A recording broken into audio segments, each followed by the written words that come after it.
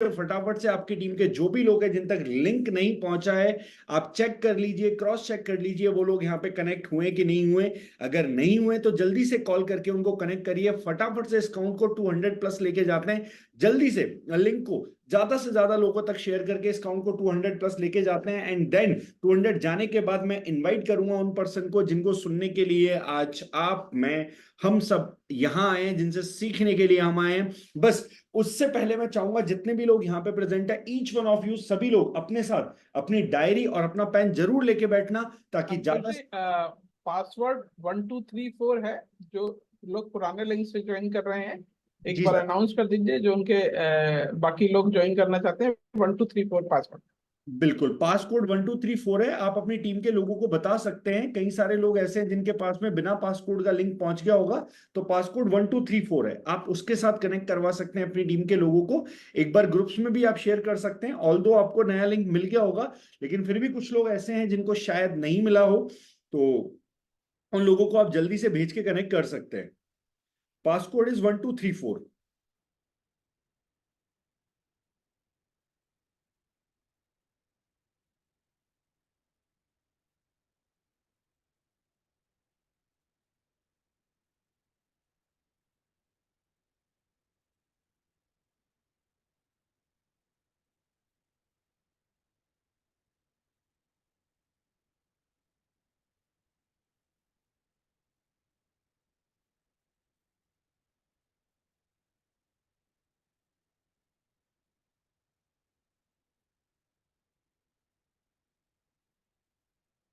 Yes, जो भी अपनी टीम के लोग देख रहे हैं कि भाई कोई मिसिंग है, कोई होना चाहिए, वो यहाँ पे नहीं है, तो आप जल्दी से फटाफट से उनको नया पासकोड प्रोवाइड करके एंड उनको कनेक्ट कर सकते हो। ऑल्दो पासकोड वाला लिंक पहले ही भेज दिया गया था, लेकिन हो सकता है मे बी कुछ लोगों के पास नहीं पहुंचा हो।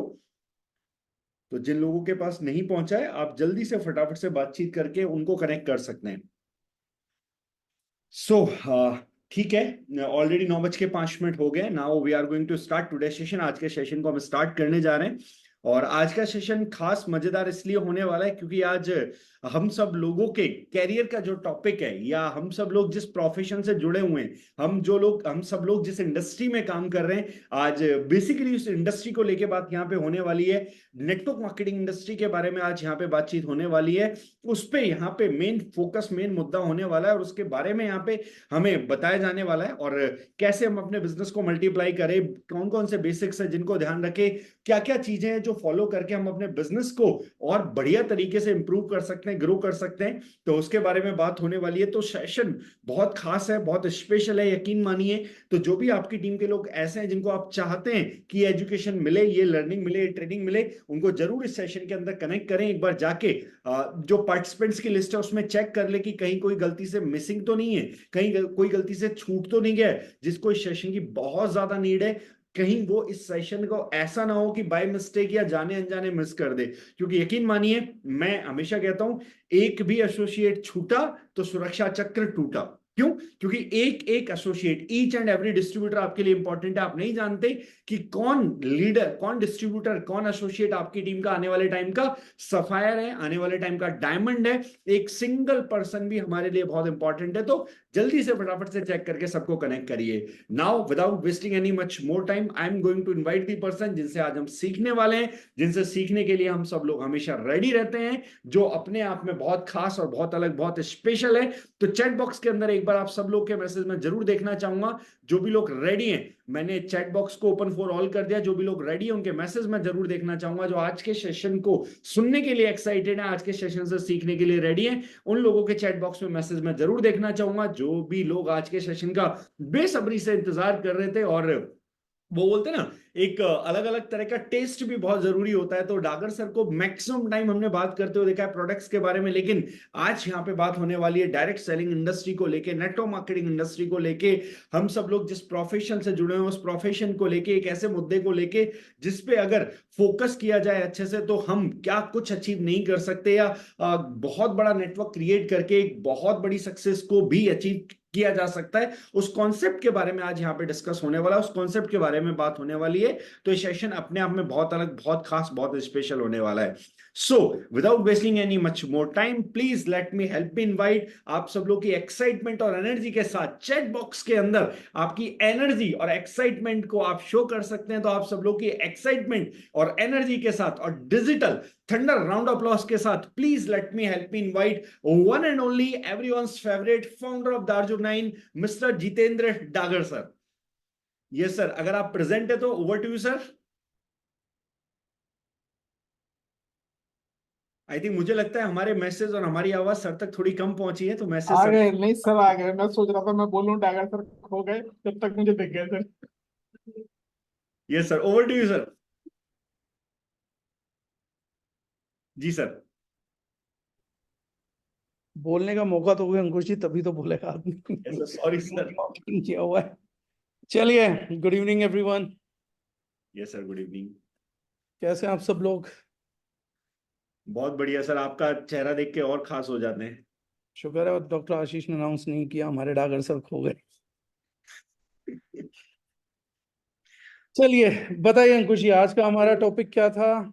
सर टॉपिक बहुत ही इंपॉर्टेंट है, बहुत ही मजेदार है, और मतलब जितने भी लोग यहाँ पे आए सब लोग सीखने के लिए भी रेडी है। बेसिक्स ऑफ नेटवर्क मार्केटिंग, क्योंकि लाइक जो आपका ट्रेन करने का तरीका, जो आपका बताने का तरीका, जो आपका सिखाने समझाने का तरीका है बातों को, वो इंडस्ट्री में सबसे यूनिक है। मतलब इसीलिए आपको मोस्ट इंटेलिजेंट और मोस्ट नॉलेजेबल और विजनरी पर्सन बोलते हैं, तो वो सिखाने का तरीका बहुत अलग है आपका। तो आज टॉपिक थोड़ा हमने उसी टाइप का लिया है कि बेसिक्स ऑफ नेटवर्क मार्केटिंग, क्योंकि कहीं ना कहीं बहुत ज्यादा नीड, बहुत ज्यादा जरूरत आज के टाइम पे फील होती है, क्योंकि लोग एडवांस ट्रेनिंग की बात करते हैं। दूसरा, सोशल मीडिया का जमाना है सर, तो गुरुजी इतने बैठ गए हैं आजकल, टीचर्स इतने बैठ गए हैं, सिखाने वाले लोग इतने बैठ गए हैं कि बेचारा एक जो इंसान ग्रो करना चाहता है उसको पता ही नहीं है कि उसे एग्जैक्टली करना क्या है। तो मैंने कहा क्या करना चाहिए ये बताने के लिए आपसे बेस्ट इंसान कौन हो सकता है, आपसे बेहतरीन ये कौन सिखा सकता है। तो आज का टॉपिक हमने रखा है sir basics of network marketing. तो सर थोड़ा सा हम ये चाहते हैं कि बेसिक्स को लेके आप थोड़ा सा गाइड करें हमको और हमारी टीम को, थोड़ा सा बेसिक्स को लेके बातचीत हो, और क्या बेसिक्स हैं, क्या एटिकेट्स हैं जिनको हम अपनी लीडरशिप के अंदर लाएं, अपनी टीम के अंदर लाएं, अपने आप के अंदर लाएं, तो हम अच्छा ग्रो कर सकते हैं और एक बड़ा स्टेबल नेटवर्क क्रिएट कर सकते हैं जो आने वाले टाइम में तेजी से मल्टीप्लाई हो। तो सर ये बेसिक्स जो है नेटवर्क मार्केटिंग के, क्या बेसिक्स हैं, कौन कौन से एटिकेट्स हैं जो हमें फॉलो करने चाहिए, कौन कौन सी चीजें जो हमें ध्यान रखनी चाहिए एक अच्छा लीडर बनने के लिए, एक अच्छा नेटवर्क बनाने के लिए, तो उसको लेके सर थोड़ा सा आप गाइड करेंगे तो बेटर रहेगा। देखो, आपके एक सवाल है ना, एक्चुअली में कम से कम 25,000 सवाल पूछे होंगे। एक तो आज का टॉपिक जब मैंने उस पर पढ़ा था ना पोस्टर पे, तो ही मैंने कहा कि इसका जवाब ही मैं कैसे दे पाऊंगा। वो था बेसिक्स ऑफ नेटवर्क मार्केटिंग। अब नेटवर्क मार्केटिंग जो है ना, वो सेंटीपैड की तरह है। क्या बोलते हैं हम उसको हिंदी में? शायद कान खजूरा। अब इसके 100 पैर है। अब 100 पैर के 100 बेसिक्स होंगे। जैसे एक व्यक्ति है, उसके हजारों रिलेशनशिप्स होते हैं। माँ का, बाप का, किसी का बेटा होता है, किसी का चाचा होता है, किसी का ताऊ होता है, किसी देश का नागरिक होता है। ठीक है, हजारों रिलेशनशिप जीता है एक व्यक्ति। अब मैं बोलूंगा बेसिक ऑफ ह्यूमन रिलेशनशिप्स क्या है। तो अगर आप पिता हैं तो आपके बेसिक्स रिलेशनशिप के अलग हो जाएंगे। आप पुत्र हैं तो बेसिक रिलेशनशिप्स के अलग हो जाएंगे। आप स्टूडेंट हैं तो अलग हो जाएंगे, गुरु हैं तो अलग हो जाएंगे, नागरिक है तो अलग हो जाएंगे, व्यापारी है तो अलग हो जाएंगे। एक व्यक्ति हजारों जिंदगियां जीता है, हजारों उम्र की स्टेज पे जीता है, तो उसके हजारों बेसिक्स होंगे। इसी प्रकार से नेटवर्क मार्केटिंग में जो आपने पूछा बेसिक्स ऑफ नेटवर्क मार्केटिंग क्या है, अब नेटवर्क मार्केटिंग जो है वो सेंटीपैड है। 100 पैर हैं इसके, हर चीज का अलग बेसिक होगा। नेटवर्क मार्केटिंग बेसिक्स कम्युनिकेशंस का भी डील करती है, तो कम्युनिकेशन के बेसिक्स क्या हैं? आपने एक अच्छा सवाल किया, लीडरशिप्स के बेसिक्स क्या हैं, एक फ्रेशर का बेसिक क्या है, एक ट्रेनिंग का बेसिक क्या है, इंडस्ट्री का बेसिक क्या है। तो ऐसे विभिन्न विभिन्न विभिन्न विभिन्न बेसिक्स बन जाएंगे। तो एक तो मैं चाहूंगा कि हम सवाल को सुलझा लें, वरना ये जूम मीटिंग आज स्टार्ट होगी, मुझे कोई समस्या नहीं है। हम 15 जून तक बस बेसिक्स ही सीखेंगे, क्योंकि हर एक चीज का एक एक करके सीखेंगे अगर इस सवाल का जवाब दूंगा तो। क्योंकि रोज एक नया चैप्टर खोलते रहेंगे, बात करते रहेंगे, थाईलैंड रह जाएगा लोगों का। फिर वो लोग पकड़ के मुझे पीटेंगे कि सर बेसिक्स आ गए, इंप्लीमेंट करने का टाइम नहीं बचा। तो मैं एक बात बता देता हूं, सबसे पहली जो चीज है, हम किसी चीज के बेसिक्स जानने को बहुत उत्सुक होते हैं, लेकिन हम उसकी महत्वपूर्णता नहीं समझते। मैं आज एक चीज का डिस्क्लोजर करता हूं आप लोगों को। वो अंकुश ने भी बोल दिया, हालांकि इसने 3 एडजेक्टिव यूज किए, उसमें से एक एडजेक्टिव गलत था। तो अंकुश जी ने बोला कि मुझे मोस्ट नॉलेजेबल पर्सन बोला जाता है, मोस्ट इंटेलिजेंट पर्सन बोला जाता है और मोस्ट विजनरी बोला जाता है। तो मोस्ट विजनरी नहीं बोलते अभी तक मुझे वो लोग, अभी उतना बड़ा ग्रुप नहीं किया ना, अभी वो मोस्ट नॉलेजेबल और इंटेलिजेंट में ही निपटा रहे हैं। विजनरी वो बाद में करेंगे, विजनरी शायद दारुजुनैन वाले बोल रहे हो, बाहर वाले अभी बाकी 2 ही बोलते हैं। ये बात मैंने क्यों रिपीट करी? बहुत से लोगों ने पूछा आपको इतनी बातें याद कैसे रहती है, इतनी नॉलेज कैसे है इस सब्जेक्ट की उस सब्जेक्ट की। तो मुझे वैसे ही याद है जैसे इंफॉर्मेशन ऐसे ही मिलती है जैसे आपको मिलती है, न्यूज़पेपर, न्यूज़, टॉपिक्स, पढ़ाई, किताबें, गूगल, ये सारी नॉलेज मुझे ऐसी ही मिलती है, लेकिन मुझे याद रह जाती है। बहुत से लोगों को अपना पढ़ा हुआ करा हुआ चीजें याद नहीं रहती। उसका कारण क्या है? क्या मेरी मेमोरी अच्छी है? मेमोरी अच्छी होती तो आप मुझे पूछेंगे अंकुश जी आपका बर्थडे क्या है, तो सच बात बताऊं तो मुझे आपका भी बर्थडे नहीं मालूम, मुझे मुकेश ढींगरा जी का भी नहीं मालूम, मुझे डॉक्टर आशीष का भी नहीं मालूम, मुझे किसी का बर्थडे नहीं मालूम। सही बात बताऊं तो शायद मदर फादर का भी याद करना पड़ेगा, दिमाग पे जोर डालना पड़ेगा। उसका रीजन एक पर्टिकुलर है। मेमोरी अच्छी होती तो वो भी याद रहना चाहिए था। मेमोरी अच्छी होती तो मुझे आईपीएल के सारे मैचेस के स्कोर याद रहने चाहिए थे। मेमोरी अच्छी होती तो मुझे ये पता रहना चाहिए था कि पॉइंट टेबल में आईपीएल की 9 टीमें हैं, कौन सी किसके ऊपर है, कौन सी फर्स्ट रैंक पे, कौन सी सेकंड रैंक पे, लेकिन वो तो मुझे कुछ भी याद नहीं है। लेकिन मुझे अपने सब्जेक्ट से रिलेटेड, हाँ मैं भी मानता हूँ, 99% चीजें 99% टाइम याद रहती हैं। उसका एक कारण है, जब मैं वो सब्जेक्ट पढ़ता हूँ ना, तो मेरी सब कॉन्शियस में उसकी महत्वपूर्णता बहुत जोरों से चलती है। मतलब मुझे पता होता है कि ये सब्जेक्ट कितना इंपॉर्टेंट है मेरे लिए, और मैं किसी भी हालत में सब्जेक्ट पे अपनी नॉलेज को मिस नहीं कर सकता, क्योंकि पब्लिक प्लेटफॉर्म पे हूँ, प्रोडक्ट डेवलपमेंट में हूँ, बहुत रिस्पॉन्सिबिलिटी है मेरे ऊपर। तो उस सब्जेक्ट की इंपॉर्टेंस को समझ के अपने ब्रेन को पूरे तरीके से तैयार करके सेल्फ टॉक से कि बहुत इंपॉर्टेंट सब्जेक्ट है, मेरे पास से कुछ मिस नहीं होना चाहिए, देन मैं उस चीज को पढ़ने, सुनने या करने बैठता हूँ। अगर मैं किसी सेमिनार में बैठा हूं या किसी मीटिंग में बैठा हूं, आप मेरा फोन कभी ऑन ही नहीं देखें। जितने लोग ज्यादातर मेरा फोन मिलाते होंगे ना, ऑफ आता होगा। मैं किसी से मीटिंग कर रहा हूं तो ऑफ कर दूंगा, ताकि मेरा पूरा फोकस वहां जाए जो पर्सन सामने है। मैं एक मूवी भी देखूंगा तो फोन ऑफ कर दूंगा, क्योंकि वो ड्रामा 2-3 घंटे चलेगा, उस 2-3 घंटे में मेरे को 100% देना होगा। मैं उस चीज को इंपॉर्टेंट बनाता हूँ। वो इतनी इंपॉर्टेंट नहीं है फिल्म देखना, दूसरी टिकट खरीदो दोबारा देख लो, तीसरी बार टिकट खरीदो दोबारा देख लो, इतनी इंपॉर्टेंट नहीं है, लेकिन मैं उसकी इंपॉर्टेंस क्रिएट करता हूँ। हर व्यक्ति जो सामने बैठा वो इतना इंपॉर्टेंट नहीं है कि मैं हर व्यक्ति के लिए फोन ऑफ करूं, बीच में उठा भी सकता हूँ, लेकिन मैं उस वक्त की इंपॉर्टेंस क्रिएट करता हूं ताकि उस टाइम पे जो हमारा डिस्कशन है वो खाली ना जाए। मेरे रिलेशनशिप्स जो बने हैं लोगों के साथ, वो इसलिए ज्यादा हैं क्योंकि वो फिजिकली जब मुझसे मिलते हैं तो वो उस इंपॉर्टेंस को महसूस करते हैं। फोन पे अगर मुझसे मिलना चाहे तो बहुत से लोग ये मानते होंगे कि डागर सर के साथ जो फोन पे इंटरेक्ट कर रहा, तो डागर सर बेहुदा आदमी है, बहुत एटीट्यूड है, कभी फोन उठता है कभी नहीं उठता, रिवर्ट भी नहीं आता। Because I am not a phone man, I am more of a person to person man. कि भैया जब आदमी सामने बैठा इंपॉर्टेंस दो, क्योंकि उसने आने का पेन लिया, आपसे मिलने का पेन लिया है। फोन पे भी मैं जवाब देता हूँ, जब फ्री होता हूँ तो फोन पे भी आंसर करूंगा। आज मैं कितने भी बेसिक्स की बात करूं, अगर वो बेसिक्स आपके बिजनेस के लिए इंपॉर्टेंट नहीं है ना, तो आज ये ट्रेनिंग ओवर होगी और वो आपकी पर्सनैलिटी का हिस्सा नहीं बन पाएंगे। अगर आप बेसिक्स को नोट डाउन कर रहे हैं, और इसलिए नोट डाउन कर रहे हैं क्योंकि कल को आपको भी ये ट्रेनिंग लेनी होगी, बतानी होगी, तो ये होगा ही नहीं।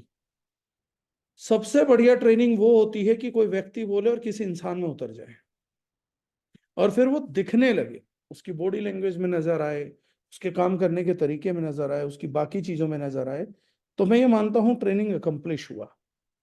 जो ट्रेनिंग जबान से निकल के डायरी नोट पेन तक पहुंच के वहीं रुक जाती हैं, वो ट्रेनिंग नहीं होती, वो इंफॉर्मेशन शेयरिंग होती है। लोग बोलते हैं कि ये ट्रेनर फ्ला ट्रेनर अच्छा है, फ्ला अच्छा है। मैं ये मानता हूं ट्रेनिंग टू वे कम्युनिकेशन है। ट्रेनर अच्छा नहीं होता, ट्रेनर और ऑडियंस दोनों को अच्छा होना होता है तो ट्रेनिंग अकम्प्लिश होती है।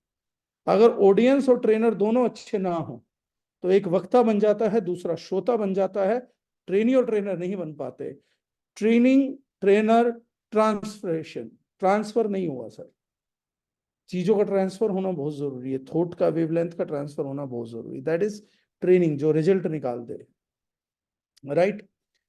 तो सबसे पहली चीज है सर, हम लोगों में से कितने लोग बेसिक्स को इंपॉर्टेंट मानते हैं जीवन में। एक्चुअली में मेरा यह मानना है, वो रिलेशनशिप्स हो, वो एजुकेशन हो, वो क्रिकेट हो, वो बिजनेस हो, ये बात मेरी जरूर लिख लीजिएगा आप लोग। जितने लोग जीवन में असफल रहे हैं उनमें सब में मेरी गारंटी है, चाहे आपको बाकी चीज मिले ना मिले, मेरी लाइफ की एक गारंटी है, अनसक्सेसफुल लोगों के अंदर बेसिक्स को अवॉइड करने की टेंडेंसी मान दिखाई देती है। वो लोग बेसिक्स को महत्वपूर्ण नहीं मानते, वो लोग जुगाड़ को महत्वपूर्ण मानते हैं, एडवांस चीजों को महत्वपूर्ण मानते हैं। वो बेसिक चीजों को महत्वपूर्ण नहीं मानते, वो उनको नहीं जानते कि उसकी महत्वता क्या है, इंपॉर्टेंस क्या है। वो अमीर बाप को महत्वपूर्ण मानते हैं, बाप को महत्वपूर्ण नहीं मानते। वो बहुत लविंग माँ को महत्वपूर्ण मानते हैं, माँ के होने को महत्वपूर्ण नहीं मानते। हम लोग ये नहीं समझते कि बेसिक्स की पावर क्या है, बेसिक्स की स्ट्रेंथ क्या है। इसीलिए वो कर्नल अग्रवाल जी बोलते हैं ना कि हम भगवान को मानते हैं, भगवान की नहीं मानते। हम गुरु ग्रंथ साहिब जी को मानते हैं लेकिन उनकी नहीं मानते। हम गीता को मानते हैं, गीता की नहीं मानते। ये बड़ा महत्वपूर्ण है। क्यों? क्योंकि हम गीता की या गुरु ग्रंथ साहिब जी की महत्वपूर्णता को ही नहीं मानते। समस्या वहां पर है। अगर हमें उनकी महत्वपूर्णता का बोध हो जाए, हमारी को चीज हो जाए, तो फिर तो एक ही चीज किनारे लगा देने के लिए बहुत हो जाएगी। इसलिए हम दर दर भटकते हैं। जो भटक रहा है वो इसलिए भटक रहा है क्योंकि वो बेसिक्स की महत्वपूर्णता को नहीं मानता, वो जुगाड़ को ढूंढता फिर रहा है। जो ईश्वर को मानता वो तो घर से पा रहे हैं। संत रविदास कोई जंगलों में थोड़ी ना गए थे, तपस्या थोड़ी ना करी थी, घर बैठे बैठे अपना काम करते करते परमात्मा को पाया। कबीर जी कोई दुनिया छोड़ के नहीं गए, कबीर जी को मंगल ग्रह नहीं गए, हठ योग नहीं करा, अपने काम करते करते, जनरल करते करते पाया। बुल्ले शाह जी ने सूफी गायकी में परमात्मा को ढूंढ लिया। मीरा ने एक मूर्ति में खोज लिया था। तो ढूंढने वालों ने ईश्वर को भी ढूंढ लिया, क्योंकि वो ईश्वर के किसी रूप को नहीं खोज रहे थे, महत्वपूर्णता को खोज रहे थे। मीरा को एक बेसिक पता लग गया था, जो मीरा जी के गानों में गाना गाया गया, ऐसी लागी लगन मीरा हो गई मगन। मीरा ने लगन लगा ली, वो राजमहल में बैठ के लगाए, कहीं भी लगाए, उसने कृष्ण जी की महत्वता को समझा और कृष्ण जी को पा गई, सिर्फ लगन लगा के पा गई। आज बात यह है कि हम लोग जितने भी सब्जेक्ट पे ट्रेनिंग कर लें, बात यह है क्या हम बेसिक्स की महत्वपूर्णता को समझ पाए हैं।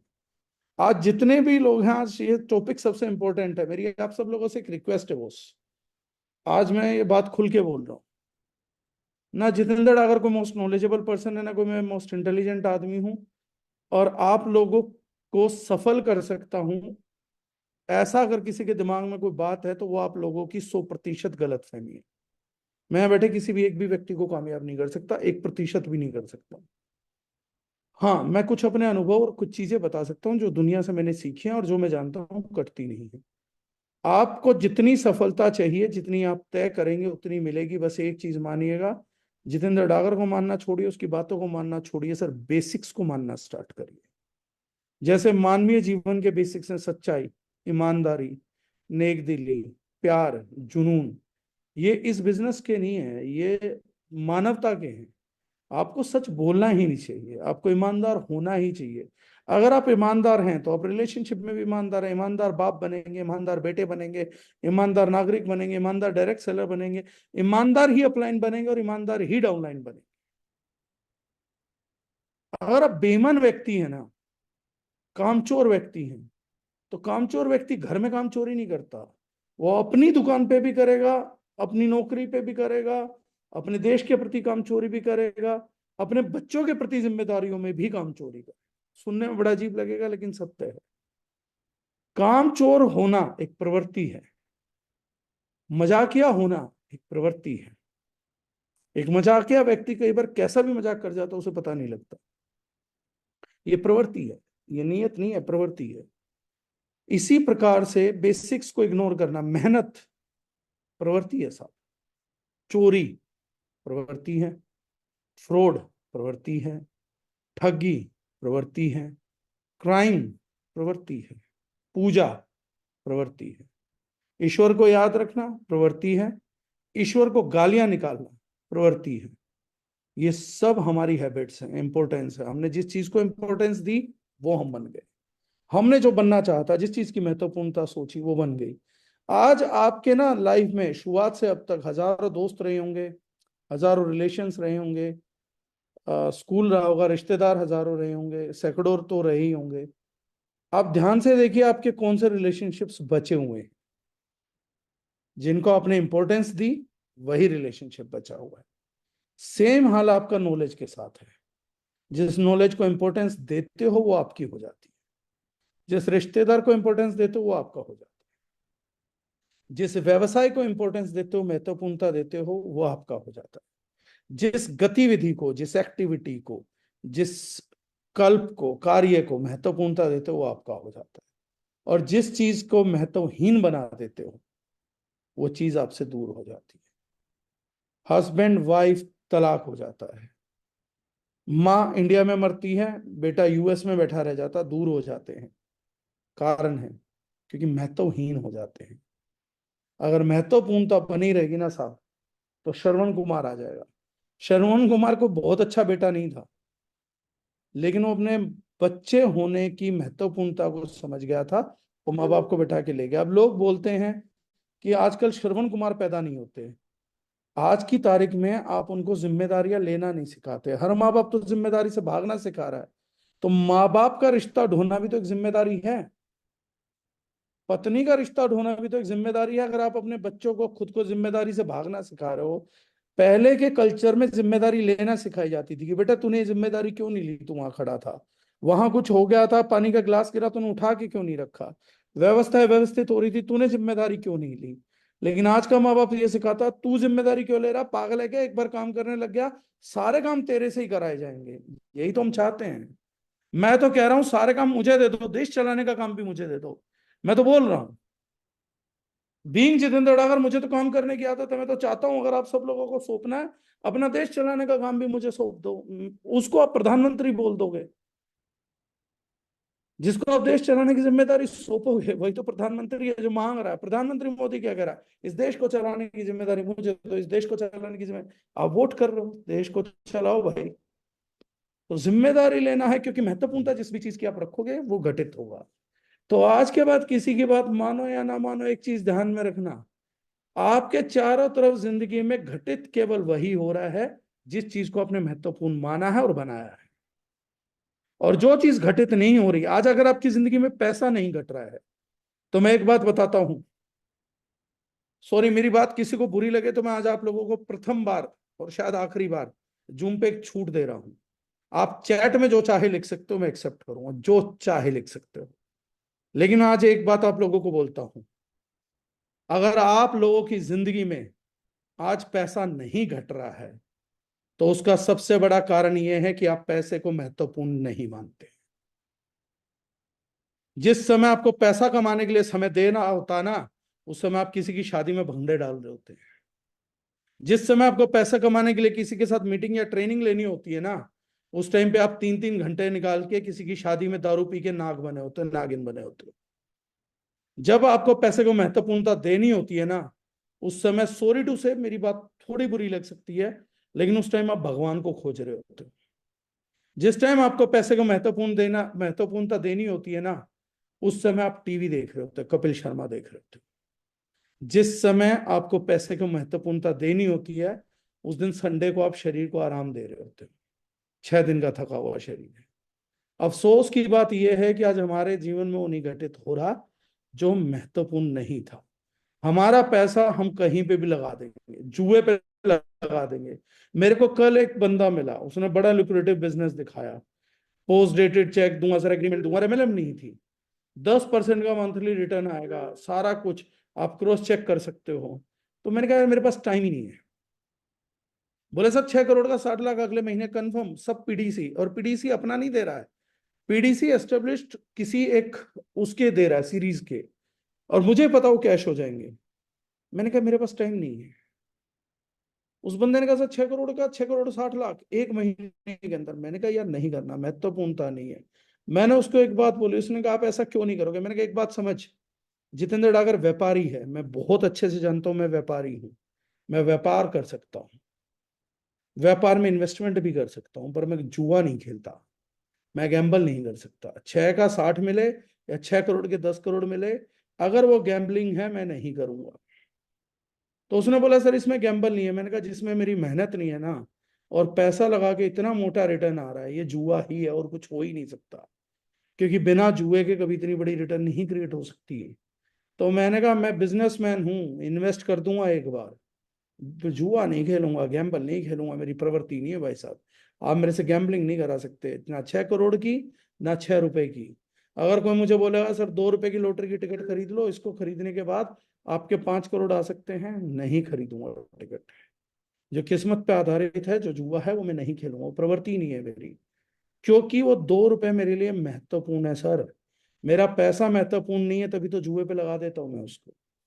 लेकिन वो 2 रुपए हो या 10,000 रुपए हो या 10,000 करोड़ रुपए हो सके, आप 2 रुपए लगा के ये नहीं कह सकते कि 2 रुपए का जुआ तो मैं खेल ही सकता था। सी, पैसा महत्वपूर्ण नहीं है आपके लिए। मैं आज बताता हूं, अपनी बताता हूं, आप लोगों की तो मैं नहीं जानता है, मैं अपना बताता हूं। मेरे लिए भाई साहब 1 रुपए भी महत्वपूर्ण है, चवन्नी भी महत्वपूर्ण है। जिंदगी में कमाया भी वैसे ही है, मेंटेन भी वैसा करता हूँ। आप वो 10 रुपए भी खर्चने हैं, खाने पे खर्चने हैं, भले ही मैं लगा दूं, लेकिन महत्वपूर्णता सार्थक होनी चाहिए। खाने को मैं ऑर्गेनिक आम का भी 200 रुपए का एक आम खरीद के खा लेता हूँ, और नहीं खाने को मैंने कभी जिंदगी में कोई महंगा कपड़ा नहीं पहना होगा, क्योंकि मुझे नहीं लगता कि शरीर पे कपड़ों का महत्व बढ़ता है इस चीज से कि गुच्ची डाला कि अरमानी डाला है। मैं सबसे ज्यादा प्राउड फील करता हूँ जब मैं दारुचिनी की टी शर्ट डालता हूँ। मेरा ब्रांड है, अगर मैं बात नहीं करूंगा तो उस ब्रांड के बारे में कौन बात करेगा। और मेरा ब्रांड ये नहीं है कि कंपनी के कारण ब्रांड है, डायरेक्ट सेलर के कारण ब्रांड है, हर कारण। मैं अगर अपना ब्रांड नहीं पहनना, दूसरा कोई कैसे जानेगा मेरी चीजों को। तो मेरे लिए सबसे बड़ी महत्वपूर्ण चीज है, मैं उसको निभाता हूं। तो बेसिक्स से ज्यादा सबसे बड़ी चीज है कि आप महत्वपूर्णता को मानते हैं। धरती का सबसे बड़ा बेसिक है किसी भी चीज की महत्वपूर्णता। और मैं आज आपको बोल रहा हूं, अगर आपको पैसा चाहिए ना, आप इस हैबिट को अपना के देखिए। अगर आपको पैसा ना आए तो अपने पैसे के साथ गैम्बल करना बंद करिए, अपने धन को महत्वपूर्णता दीजिए, इज्जत दीजिए। लक्ष्मी बोलते हो तो लक्ष्मी मानो। पैसे को जहां रखना है रिस्पेक्ट के साथ रखिए, पर्स रखिए, अच्छा पर्स लीजिए, क्योंकि भैया पैसा संभाल रहा हूं ना मैं, यार सस्ती घटिया चीज में कैसे संभालूंगा। इतनी महत्वपूर्ण चीज जो जीवन चलाएगी, मेरे बच्चों का पैसा चलाएगी, उसको रखने के लिए ढंग से काम करना चाहिए। आपके पास अगर पर्स में कैश रखते हैं, अच्छा पर्स होना चाहिए। कार्ड रखते हैं, अच्छा कार्ड रखने। मैं नहीं कह रहा महंगा खरीदो, महंगे से मेरा तात्पर्य नहीं है, लेकिन अगर आपका पर्स गंदा है, मैला है, कुचैला, धोना सीखिए उसको। चाहे आप कपड़े का पर्स रखिए, उससे कोई तात्पर्य, लेकिन इज्जत तो दीजिए, सम्मान तो दीजिए। अगर आप उस चीज का सम्मान ही नहीं करेंगे तो प्रवृत्ति बनाइए भाई साहब, मुझे पैसा चाहिए, मैं गैम्बल नहीं करता अपने पैसे के साथ। I love my money. पैसे को प्रेम करना सीखिए। लोग क्या बोलते हैं, मिडिल क्लास साधारणतः, नहीं नहीं मुझे पैसे की कोई भूख नहीं है।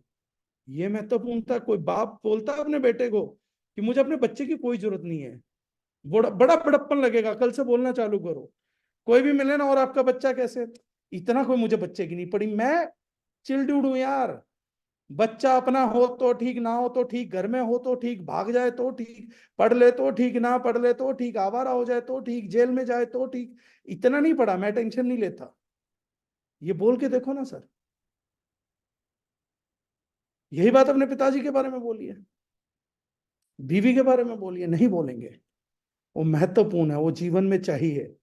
वो एक रास्ता चाहिए, एक साथ चाहिए कि यार मेरा बेटा मेरे से जुड़ के रहे। लेकिन पैसे को कितना जलील करते हैं हम। ना ना, इतनी कोई पैसे की जरूरत नहीं है भाई मेरे को। पैसा वाला होगा अपने घर पे होगा, पैसे वाले बहुत देखे हैं। पैसा ना सारी जगह रुलता फिरता है, ऐसा कोई पैसा नहीं। इतना जलील अगर आप पैसे को करेंगे, पैसा आपके पास क्यों आएगा। आप तो उसकी महत्वपूर्णता ही नहीं समझते। आप तो ये इकरार करने में डरते हैं कि लोग हमें लालची ना कहें। आप इस चीज से क्यों नहीं डरते कि कोई आपको कहेगा कि ये पिता जो है बहुत प्रेम करता अपने बच्चों से, कि यार ये तो बहुत ही ज्यादा मतलब मोर केयरिंग फादर है।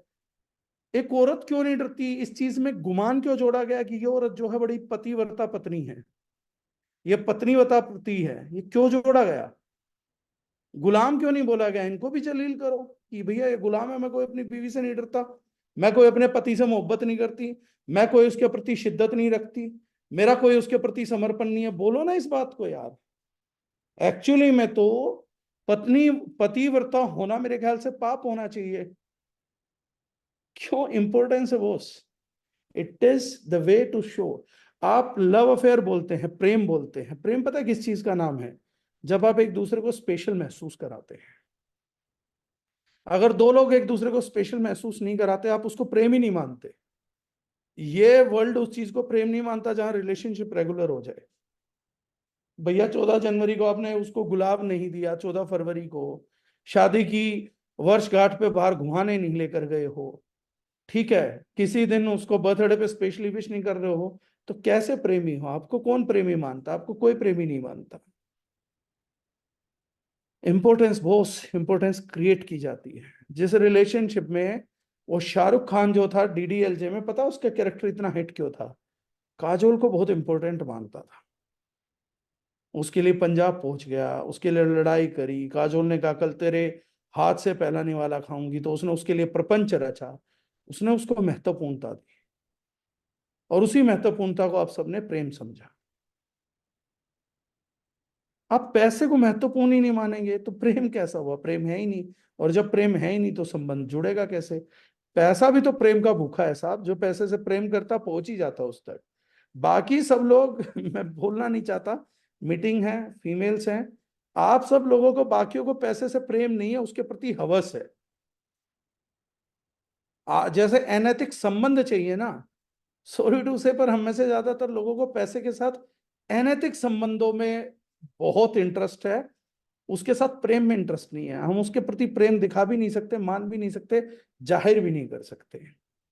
तो ये महत्वपूर्णता का विषय है सबसे बड़ा, चाहे वो बेसिक्स हो चाहे चीज हो। आज आप मुझसे नेटवर्क मार्केटिंग का बेसिक पूछ रहे हैं, तो देखिए नेटवर्क मार्केटिंग में आप हमारे साथ किसी के साथ भी कनेक्ट हुए, उसका कारण है आप खुद का स्वयं का एक व्यवसाय बिल्ड करना चाहते हैं।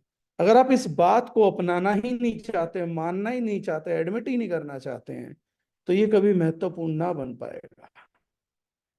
और ये महत्वपूर्ण नहीं बन पाएगा, इसलिए वो संबंध भी नहीं जुड़ पाएगा। अगर आप रिश्ता तोड़ना चाहते हैं, प्रेम तोड़ना चाहते हैं पैसे के प्रति, तो फिर वो कभी संबंध स्थापित नहीं हो पाएगा। आप व्यवसाय करते हुए इस चीज से डरते हैं कि कहीं मुझे कोई पतिव्रता पत्नी ना बोल दे, कहीं कोई मुझे अपने व्यवसाय का प्रेमी ना बोल दे। अगर कोई आप इस बात से डरते कि कोई मुझे पत्नी का प्रेमी ना बोल दे, या पति की प्रेमिका ना बोल दे, मुझे कोई ये ना बोल दे कि तो प्रेम में पागल हुई जा रही है। अगर आपको इस इल्जाम से डर लगता है तो आप प्रेमी प्रेमिका नहीं बन पाएंगे। अगर आपको पैसे के इल्जाम लेने से डर लगता है तो आप पैसे को आकर्षित नहीं कर पाएंगे। अगर आप व्यापार के प्रति प्रेम दिखाने में विफल हैं तो आप व्यापार को आकर्षित नहीं कर पाएंगे। So the basic of anything is love, जी सर, जी सर। अफेक्शन। तो सर आपके अकॉर्डिंग जो आप मानते हैं, अच्छा डिस्ट्रीब्यूटर बनने के लिए क्या बेसिक्स हैं जो हमें फॉलो करने चाहिए, जिन पे हमें ध्यान देना चाहिए? डिस्ट्रीब्यूटर बनने के लिए पहला बेसिक अंकुश ये माइंडसेट। आपसे मैं इस सवाल को रिलेट करके एग्जांपल देता हूं। मां बनने के लिए सबसे ज्यादा जरूरी चीज क्या है?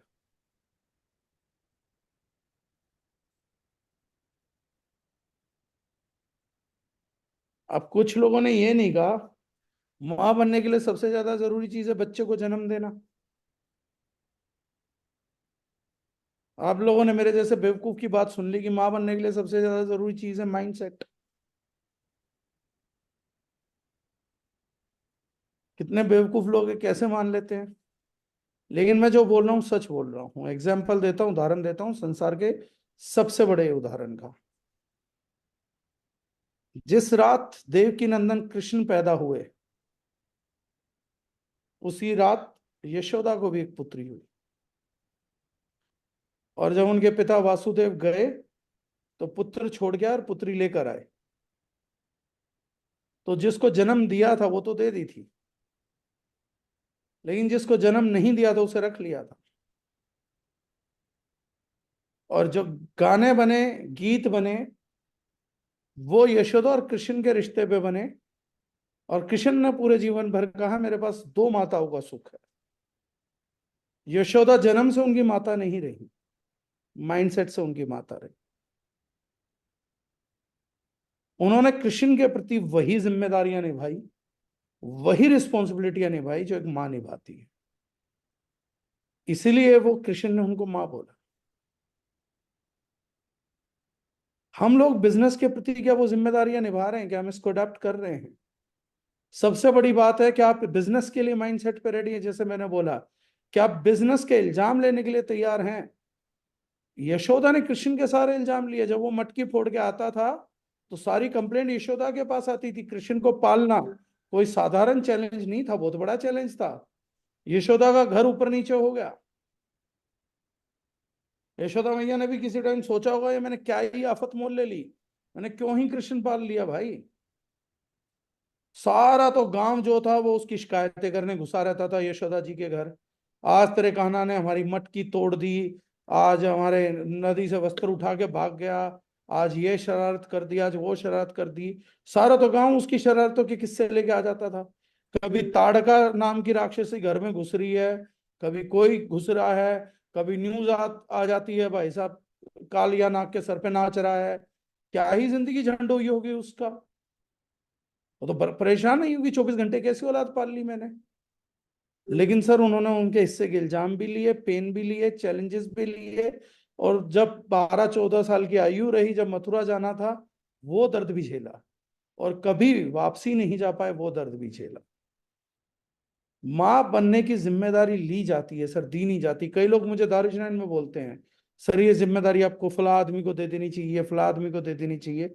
मैं एक ही चीज बोलता हूँ, जिम्मेदारी बांटी नहीं जाती, जिम्मेदारी ली जाती है। जिम्मेदारी कोई नहीं बांट सकता। एक बाप अपने बेटे को जिम्मेदारी बांट नहीं पाता, लेकिन बेटा बाप की जिम्मेदारी लेता है। बात थोड़ी ना पाता है। एक बाप ने कभी किसी को जीवन में कहा है कि देख जब मैं बुढ़ापे में आ जाऊं तो तू मेरे हाथ दबाइयो, पैर दबाइयो, तू मेरे भूख की जिम्मेदारी लियो, तू मेरे को खाने की जिम्मेदारी लियो? कोई बाप नहीं बोलेगा, ना बोल सकता है। बच्चे जिम्मेदारी लेते हैं कि यार मैं अपने माँ बाप को ना विदेश घुमाना चाहता हूँ, मैं अपने माँ बाप को एक बार जहाज में बिठाना चाहता हूँ, मैं अपने माँ बाप को एक बार 5 स्टार में होटल के। ये माँ बाप थोड़ी ना बोलते हैं कि तू हमारा बेटा तो एक बार मेरे को 5 स्टार होटल जरूर लेके जाएगा, तू मेरा बेटा तो एक बार मुझे जहाज में जरूर घुमाएगा। जिम्मेदारी दी नहीं जाती, जिम्मेदारी जीवन में ली जाती है। तो पहला बेसिक है माइंडसेट। क्या आपके पास अपने बिजनेस के इल्जाम, चैलेंजेस, अपने अपलाइन के चैलेंजेस, अपने डाउनलाइन के चैलेंजेस, ये सब लेने का माइंडसेट है? क्या आप इस बिजनेस की समस्त जिम्मेदारियों के प्रति रोकी भाई बनने को तैयार है कि जब भी कोई पूछे इंस्पेक्टर के सर में बोतल कौन मारेगा तो उसका हाथ खड़ा है, गरुड़ा को घर में घुस के कौन मारेगा तो उसका हाथ खड़ा है, भैया वहां जाके बेंगलोर में कौन मारेगा तो उसका हाथ खड़ा है? क्या आप वो क्रेडिबल फेज हैं जिसपे उसकी अप्लायंस या बाकी लोग इस चीज को यकीन करते हो कि जब भी कोई जिम्मेदारी होगी तो इस व्यक्ति को जिम्मेदारी मैं दे दूंगा, इसका हाथ खड़ा होगा, मैं इस व्यक्ति को जिम्मेदारी देने के लिए तैयार हूं? क्या हम वो जिम्मेदारी लेने की तैयारी करके बैठे हुए हैं? ये वास्तविक सवाल है जीवन के। तो माइंडसेट ही अगर आपका बड़ी चीजों के लिए तैयार नहीं है तो पहला ही बेसिक गलत है। उसके बाद सब चीजें ऑर्डर में गलत होती चली जाएंगी। अब समझिए, अगर आपका पहला स्टेप ही गलत पड़ा है, अगर गाड़ी चंडीगढ़ की तरफ, मेरे लेफ्ट में चंडीगढ़ है, राइट में जयपुर है, मैंने लेफ्ट में गाड़ी मोड़ दी, पहला ही एक ही कट गलत ले लिया, अब मैं इसके बाद कितने भी कट सही लूं गाड़ी चंडीगढ़ ही जाएगी। क्योंकि इस रूट पे वो रास्ता पहली बार में ही छूट गया, एक ही कट गलत हुआ और वहीं से भटक गया। माइंडसेट एक ऐसी चीज है अंकुश जी कि हम माइंडसेट लेकर के आए हैं, बनाने का लेके आए हैं कि बिगाड़ने का लेके आए हैं? अब जैसे कई लोग हैं, मैं बिजनेस देखता हूं, उनका माइंडसेट क्या है? हम मीटिंग करेंगे, प्लान दिखाएंगे, क्लोज होगा या नहीं होगा ये भगवान भरोसे है। इस माइंडसेट में क्लोजिंग ही नहीं होती। आप किसी को प्लान दिखाने जा रहे हैं, आपके दिमाग में है ही नहीं कि वो मेरे प्रोडक्ट ले लेगा, आप प्रोडक्ट लेके ही नहीं गए। अब आपका माइंडसेट ही नहीं है, आपके दिमाग में था ही नहीं कि आदमी माल खरीद लेगा मेरे से। जब आप ही के दिमाग में नहीं है तो सामने वाले के दिमाग में तो आएगी नहीं। लेकिन जब वो देखता है कि आदमी प्रोडक्ट लेके आया तो उसके भी दिमाग में चीजें चलती है कि यार ये आदमी बात करेगा इस विषय की। अगर विकास बस्सी जी इस मीटिंग में हो तो उनसे पूछना है, बात मैंने उनसे करी थी। वो एक मीटिंग करने गए और मैंने उनको बोला कि आपकी सबसे बड़ी बेवकूफी थी कि आप प्रोडक्ट नहीं लेकर गए। अगले दिन उन्होंने बात करी और उन्होंने कहा कि सर जो आपने कहा था मैं प्रोडक्ट लेके गया, काम हो गया, और मीटिंग टल गई थी ऑफिस आने तक। सबसे बड़ी बात क्या है, हमारा माइंडसेट क्या है। क्या हमारा माइंडसेट क्लोजिंग का है? अपने आप से एक विचार करिए, क्या सही में हमारा माइंडसेट एक व्यापारी बनने का है? और अगर आपका माइंडसेट व्यापारी बनने का है तो हिम्मत दिखाइए, अपने घर के कमरे में जो आपके नजर में कामयाब और प्रतिष्ठित व्यापारी हैं उनके फोटो पोस्टर लाके लगाइए सर। अपने यहाँ पोस्टर लगाइए मुकेश अंबानी जी का, आपके यहाँ पोस्टर लगाना चाहिए श्री रतन टाटा जी का, आपके यहाँ पोस्टर होना चाहिए अजीम प्रेम जी का। अरे जिस कैटेगरी में आप बनना चाहते हो उसके बीच में खाली स्पेस पोस्टर का अपने लिए भी छोड़ो कि मैं ये बनना चाहता हूँ। उसके बाद मैं जानता हूँ आपके ऊपर सामाजिक दबाव आएगा, लेकिन वही सामाजिक दबाव तो आपको उस दबाव कर करके उस रास्ते पे लेके जाएगा जहां आपको व्यापारी बनना है। मन में व्यापार पालने से कभी व्यापारी नहीं बनता साहब कोई। मैं कितने लोगों को देखता हूँ सर, हमें बड़ा करना है, हम उनको बोलते हैं शॉपिंग खोलो, मार्ट खोलो, सर जीएसटी नंबर चाहिए होगा। आपको बड़ा व्यापार करना और जीएसटी नंबर से डर लगता है। ये कुछ ऐसी बात है कि एक आदमी मुझसे बोल रहा है सर मैं बहुत थक चुका हूँ शहर से, अब मैं जंगल में जीऊंगा, लेकिन मुझे कुत्तों से डर लगता है। तो भैया तू कुत्तों से डर रहा है तो तू क्या जंगल में जिएगा? वहां तो भेड़िए भी मिलेंगे, चीते भी मिलेंगे, तेंदुए भी होंगे, शेर भी होंगे। तो कुत्तों से डर रहा है। व्यापार भी करना और जीएसटी नंबर से भी डर लगता है। कितने लोग मैंने देखे सर, आपको पता है जीएसटी का खर्चा महीने का 500 रुपए का आता है। 500 रुपए के खर्चे से डर रहा है और यह व्यक्ति बड़ा व्यापार करने के लिए निकला है। मैं इस बात को यकीन तो करना चाहता हूं लेकिन यकीन कर नहीं पाता, क्योंकि इस धरती के जितने समस्त बिजनेसमैन हैं और बड़े बिजनेसमैन हैं, गलती से वो सब जीएसटी में है, रजिस्टर्ड है, खेल रहे हैं और 30-30 40-40 जीएसटी नंबर के साथ खेल रहे हैं। उन्होंने अपनी ट्रेनिंग करी, अपना डेवलपमेंट करा कि 40 जीएसटी नंबर्स को कैसे मैनेज करना है, तो बड़े व्यापारी बने हैं। ये जीएसटी नंबर से, टीडीएस रिटर्न से, फील्ड से, लोगों के सवालों से बचना चाहता है लेकिन बड़ा व्यापार करना चाहता है। सवाल है कैसे? एक आदमी इंग्लिश चैनल पार करना चाहता है पर पानी से डर लगता है, गीले होने से डरता है, टैनिंग के होने से डरता है। ये कैसे नदी पार करेगा? पर ये आदमी मुझे बार बार आश्वासन देता, रोज आके मेरे पास बैठता और बोलता डागर साहब एक दिन मैं तैराक बनूंगा और मैं वो व्यक्ति हूं, मेरा चेहरा याद रख लेना, जो ग्लैन फिलिप है, क्या नाम है उनका, फिलिप ह्यूज नाम या भूल रहा हूं, ऑस्ट्रेलियन जो तैराक थे। ऑस्ट्रेलियन या अमेरिकन? ऑस्ट्रेलियन तैराक है सर, जिसने वर्ल्ड रिकॉर्ड बनाए हैं, 11 बार मेरे ख्याल से गोल्ड मेडल निकाला है। माइकल फ्लेप्स ना? Michael Phelps. माइकल फिलिप्स, वो अमेरिकन है, यूएस के होंगे। हाँ, यूएस। तो एक आदमी अंकुश जी मुझे रोज बोलता है कि डागर साहब ये चेहरा याद कर लो, एक दिन ये ही व्यक्ति होगा जो माइकल फिलिप्स के सारे रिकॉर्ड तोड़ेगा। तो मैं उसको बोलता हूँ तो नदी में कूद जा, बोले बस यही एक समस्या है, ये दूर हो जाए तो मैं कूद जाऊंगा, पानी से डरता हूँ। ये माइकल फिलिप्स के रिकॉर्ड तोड़ेगा जो पानी से डर रहा है, जो सन की टैनिंग से डर रहा है, ये माइकल फिलिप्स के रिकॉर्ड तोड़ेगा। ये आदमी मेरे से बात कर रहा है, साहब झूठ पकड़ में आ जाता है। तो सबसे पहला बेसिक्स है माइंडसेट। जो करने उतरे हो, क्या सच में करने उतरे हो? क्योंकि देखो एक बात मैं बता देता हूं, बेईमान आदमी की एक समस्या होती है जो बेईमान आदमी को नहीं पता होती, वो खुद से भी बेईमानी होता है। ईमानदार आदमी की एक खूबी होती है, वो खुद से भी ईमानदारी होता है। बेईमान आदमी के साथ फ्रॉड क्यों होते हैं? क्योंकि वो खुद को ही ठग लेता है, किसी दूसरे की बातों में आके खुद जाएगा, एटीएम कार्ड से पैसे निकालेगा और ठग को दे देगा। ये खुद से ही तो ठगी हुई। समझदार आदमी ये काम नहीं करेगा। बेईमान आदमी खुद से बेईमानी कर लेता है, ईमानदार आदमी खुद से ईमानदारी करता है, वो अपना पैसा नहीं निकालेगा भाई साहब। तो ये बड़ी साधारणता समझने की बात है। आज आप अगर अपने आप से ईमानदार हैं, आप बेईमानी करते हैं, तो एक चीज ध्यान रखिएगा, आप खुद से बेईमानी जरूर करते मिलेंगे। मेरी बात आपको बुरी लगेगी इसलिए मैंने छूट दे रखी है। जिसको गाली गलौज जो लिखना हो लिख दो चैट में, आज सबकी एक्सेप्टेड है, टोटली एक्सेप्टेड है। कि कोई आदमी बैठ के ऐसे मुंह पे बेईमान बोल रहा है तो भाई उसको गाली देने का मन करता हो तो दे सकते हो। आज सबको सारी माफी है, आज कोई कमेंट भी डिलीट नहीं करेगा। लेकिन ये मैं बात मैं कंफर्म बोल रहा हूँ, अगर आपने किसी के साथ बेईमानी करी है तो ये तय है कि आप खुद के साथ भी बेईमान है, ये तय है, ये कंफर्म है। इस चीज से पीछा नहीं छूट सकता, किसी का भी नहीं छूट सकता। और अगर आपने खुद से बेईमानी करी है तो खुद के काम से भी बेईमानी करोगे, खुद की सोच से भी बेईमानी करोगे। और ध्यान में आज रात बैठ के एक बार सोचना, कागज पे लिखना, आप पैसे से प्रेम करते हैं कि पैसे के प्रति हवस रखते हैं, ये भी आज रात क्लियर करो। लेकिन पैसा बेवकूफ गर्लफ्रेंड नहीं है, ये पिज्जा खा के पटने वाली गर्लफ्रेंड नहीं है भाई साहब। इसके तो टेस्ट ही बहुत कड़े हैं, ये तो इतने टेस्ट ले लेगी, इतने टेस्ट ले लेगी कि एक हवसी आदमी इसको छू नहीं सकता। ये तो प्रेमी के ही हाथ में जाएगा, ये तो दौलत का, लक्ष्मी जी का वो है, कंफर्म है। वो तब तक साथ ही नहीं देंगी, प्रेम की प्रतीक्षाएं होती रहेंगी। वो आपसे सब्र भी देखेगी, एक प्रेमिका देखती है ना कि इसके पास कितना सब्र है मेरे लिए। ऐसा तो नहीं है कि बस चाहिए हूं तो आज चाहिए हूं, आज से 5 साल बाद नहीं चाहिए हूं। कई प्रेमिका इसलिए पिघली कि किसी व्यक्ति ने 10-10 साल उनका इंतजार किया है, इसलिए प्रेमिका पिघल गई। पहले दिन नहीं पिघली, 10वें साल पिघली। ये लक्ष्मी है भाई, ये देखेगी कि मेरी प्रतीक्षा कर सकता है नहीं कर सकता, मेरे को समाज के सामने अपना सकता है कि नहीं अपना सकता। अकेले में मेरे को चाहता है, समाज में जाके बोलता है कि भाई साहब ये तो बेवफा है, ये तो दूसरों के पास पड़ी रहती है। लक्ष्मी जी पूछेंगे इज्जत है मेरी, प्रेम करता है मेरे से, द्रौपदी तो नहीं बनाएगा। कहीं ऐसा तो नहीं है कि किसी के जुए पे मेरे को बैठा देगा कि तू जा वहां पे जुआ करके लेके आ। ये सब सब कुछ टेस्ट होगा, सब कुछ टेस्ट होगा।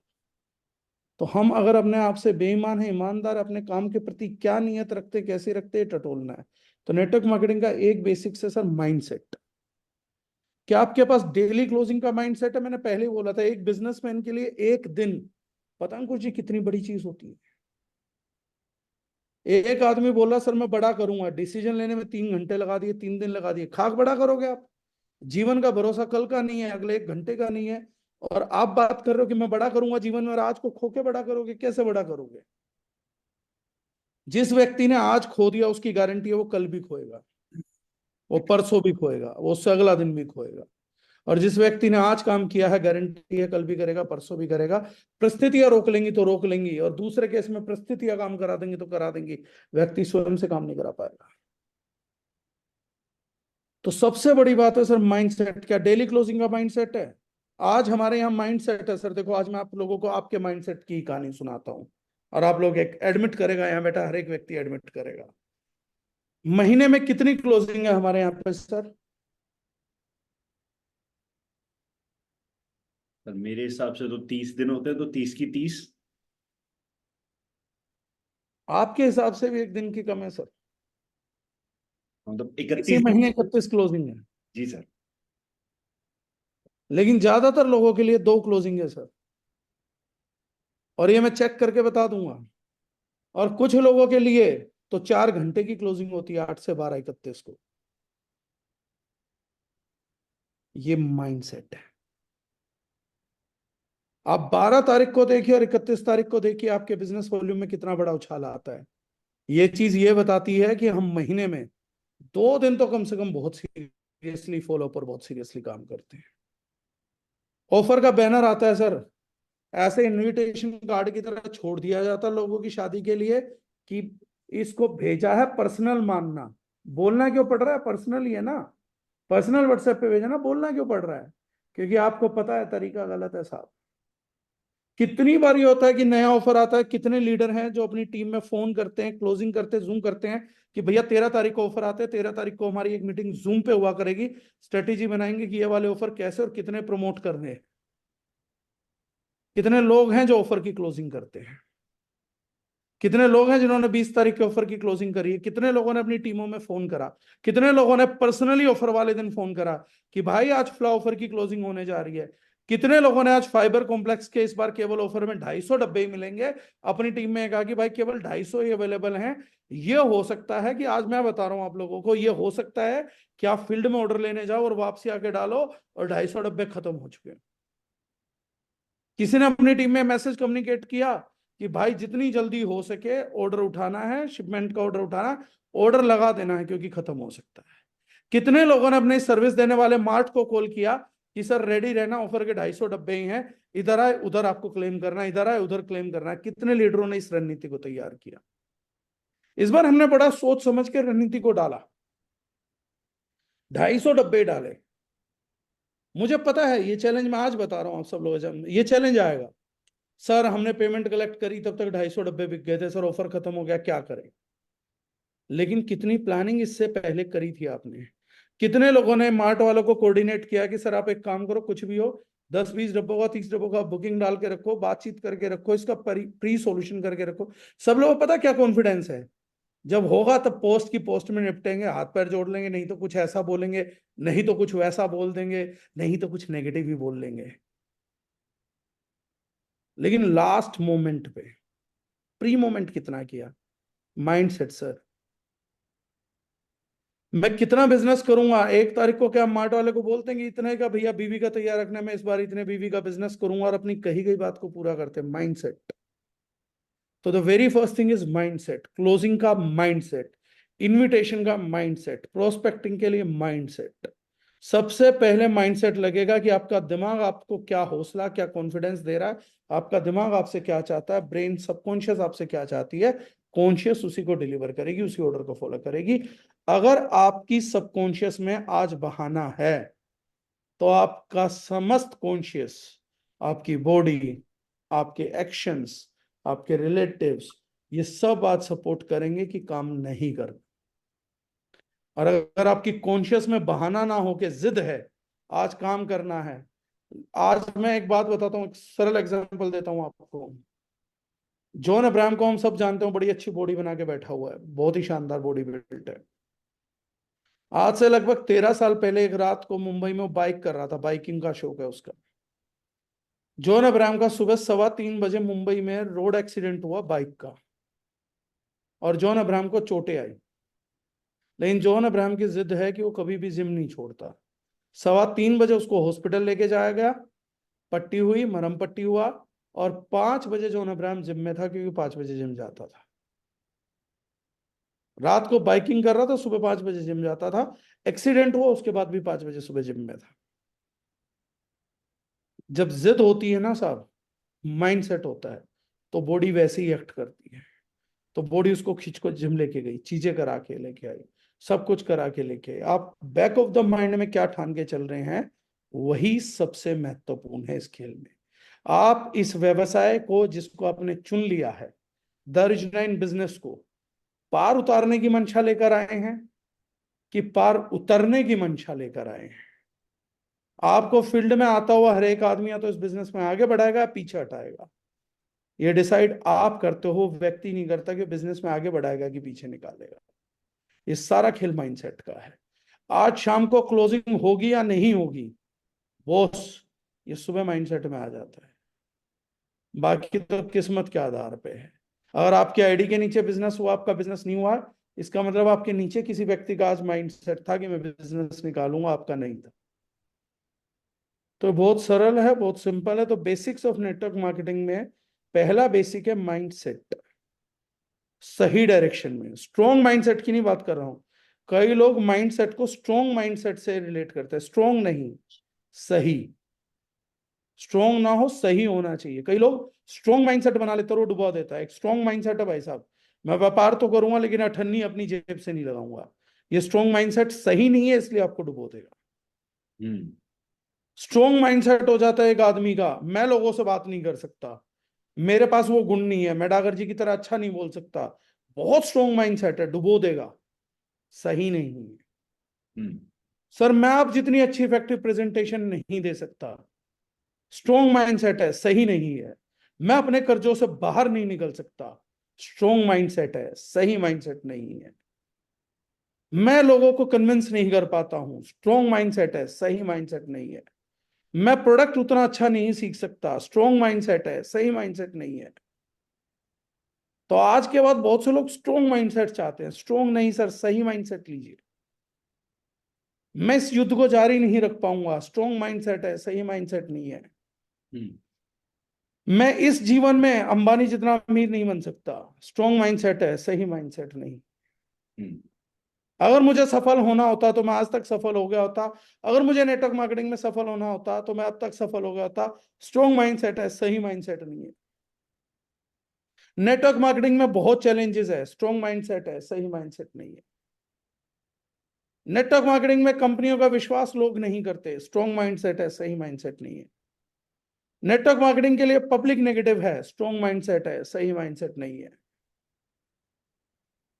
मैं एक औरत हूं, क्या ये समाज एक्सेप्ट करेगा मुझे नेटवर्क मार्केटिंग में से लीडर? स्ट्रॉन्ग माइंडसेट है, सही माइंडसेट नहीं है। मैं एक यंगस्टर हूं, मैं 50 साल के आदमी को कैसे ज्ञान दे सकता हूं? स्ट्रॉन्ग माइंडसेट है, सही माइंडसेट नहीं है। तो स्ट्रॉन्ग माइंडसेट नहीं होना चाहिए साहब, सही माइंडसेट होना चाहिए। मैंने कितनी नेटवर्क मार्केटिंग के ट्रेनिंग को देखा, strong mindset, strong mindset. Strong mindset नहीं, सही माइंडसेट। जी सर। हाथ जोड़ना, पैर पकड़ना, कैसे करना, काम करना, काम करने के प्रति अपने बच्चों को आगे लेके जाने का माइंडसेट। यह माइंडसेट नहीं होना चाहिए मुझे दूसरों को नीचे दिखाना है। स्ट्रॉन्ग माइंडसेट है, हर आदमी में मिलेगा। यहां बैठे मैं किसी पे इल्जाम नहीं लगाऊंगा, आप अपने अंदर टटोलिए। क्या आपका एक स्ट्रॉन्ग माइंडसेट नहीं है कि मेरे को लोगों ने नीचे दिखाया था, मैं भी नीचे दिखाऊंगा? सही वक्त आने दो मुझे उनको करके दिखाना जिन्होंने कहा था तुमसे ना हो पाएगा। एक स्ट्रॉन्ग माइंडसेट आपके पास, सही माइंडसेट नहीं है। सही माइंडसेट क्या है? यार मेरे माँ बाप मेरे जीते जी दुनिया नहीं घूम पाएंगे तो मैं क्या करूंगा, मैंने उनके लिए मेहनत करनी है। मैं जो एजुकेशन नहीं ले पाया, अपने बच्चों को अच्छी एजुकेशन दिलवाऊंगा। मैं जो करियर नहीं बना पाया, अपने बच्चों को अच्छा करियर दूंगा। ये सही माइंडसेट है साहब नेटवर्क मार्केटिंग करने का। किसी को नीचे दिखाने का आपका स्ट्रॉन्ग माइंडसेट हो सकता है, सही माइंडसेट नहीं है। आपके घर में आपके बच्चे की एजुकेशन पे आपका फोकस नहीं है लेकिन लग्जरी गाड़ी का माइंडसेट है, सही माइंडसेट नहीं है सर। असली लग्जरी आपका बच्चा है। अगर BMW की बजाय उसको अच्छे स्कूल में पढ़ाओगे तो मैं उसको मानता हूँ। अगर आपका बच्चा अच्छे स्कूल में पढ़ रहा है, आप अच्छी लोकेलिटी में रह रहे हैं, आप अच्छा खाना खाते हैं, उसके बाद आप अच्छी गाड़ी खरीद रहे हैं, सही माइंडसेट है। लेकिन आप बहुत अच्छी गाड़ी खरीद रहे हैं लेकिन बच्चा अच्छे स्कूल में नहीं जा रहा, स्ट्रॉन्ग माइंडसेट है आपका गाड़ी लेने का, सही माइंडसेट नहीं है। तो ये चंद बातें हैं जो बेसिक्स ऑफ नेटवर्क मार्केटिंग के तौर पे हम इग्नोर करते हैं। हम स्किल सेट को ही बेसिक मानते हैं, लेकिन नींव, ये सारा बोझ, आपकी स्किल सेट का बोझ, स्किल के लिए ट्रेनिंग लेनी होगी, ट्रेनिंग के लिए खर्चा होगा, ट्रेनिंग के लिए बोर्डम झेलना पड़ेगा, ट्रेनिंग के लिए दूसरों से सीखना पड़ेगा, अहंकार को नीचे करना पड़ेगा। ये कब हो सकता है? जब माइंड सेट हो। 48 डिग्री में काम करने के लिए निकलना पड़ेगा। कब हो सकता है? जब माइंड सेट होगा। तो स्ट्रोंग नहीं सर, सही माइंडसेट को अपनाओ। आपके आगे बढ़ने के लिए क्या सही माइंडसेट अपनाओ? एक स्ट्रोंग माइंडसेट, अगर मैं घर का काम करूंगी तो नेटवर्क कैसे कर पाऊंगी, इसलिए या तो घर वालों से लड़ लेती हूँ तो कि काम करने टाइम दे। स्ट्रोंग माइंडसेट है, सही माइंडसेट नहीं है। सही माइंडसेट ये है, उनको भी बैलेंस करो, इसको भी करो, वर्क लाइफ बैलेंस जिसको हम बोलते हैं, वो सही माइंडसेट है। तो वो होना बहुत जरूरी है। तो माइंडसेट जैसे एक बेसिक हो गया सर, तो मतलब लाइक एक एक टॉपिक के ऊपर बात करेंगे आप तो बहुत डिटेल में बता देंगे तो मतलब टाइम बहुत चला जाएगा। फिर भी कुछ कुछ टॉपिक्स जो आपको लगते हैं बेसिक्स में जो आने चाहिए, अगर आप थोड़ा सा गाइड कर दे तो बेटर रहेगा। सर सबसे पहला, जैसे मैंने बताया आप लोगों को, अपने अंदर ईमानदारी, नेकदिली, प्यार, जुनून, ये सब चीजें पैदा करिए। बेसिक्स ऑफ ह्यूमन लाइफ है। आप एक स्ट्रोंग ह्यूमन होंगे तो आप एक स्ट्रोंग करियर कर पाएंगे, माइंडसेट स्ट्रोंग आएगा। जब आपके पास एक स्ट्रोंग माइंडसेट होगा तो आप एक स्ट्रोंग डिसिप्लिन को फॉलो कर सकते हैं। हम्म। समझना, अगर आपके डिसिप्लिन की ताकत पता, बहुत लोग बोलते हैं डिसिप्लिन्ड हो जाओ। डिसिप्लिन्ड होने के लिए माइंडसेट लगेगा। अगर आपको माइंडसेट नहीं करना आता तो आप डिसिप्लिन नहीं ब्रिंग कर सकते अपनी लाइफ के अंदर। अगर आपको 3 चरण में जाना पड़ेगा, लाइफ की 3 पहलू बनाने पड़ेंगे। पहली चीज है, अपने अंदर ह्यूमन वैल्यूज को एस्टेब्लिश करिए। नैतिकता बहुत जरूरी है एक सफल आदमी के लिए। प्रिंसिपल्स, जैसे मैंने कहा, सच्चाई, नेकदिली, ईमानदारी, प्यार, जुनून। किसी का देवता नहीं बनना, मसीहा नहीं बनना। इस दुनिया में सबसे बड़ी गलती है लोगों का मसीहा बनना। लोगों का मसीहा कभी नहीं बनना होता जीवन में। मसीहा एक है, ऊपर वाला। आप इंसान हो, इंसान बन जाओगे, बहुत बड़ी अचीवमेंट है आपकी।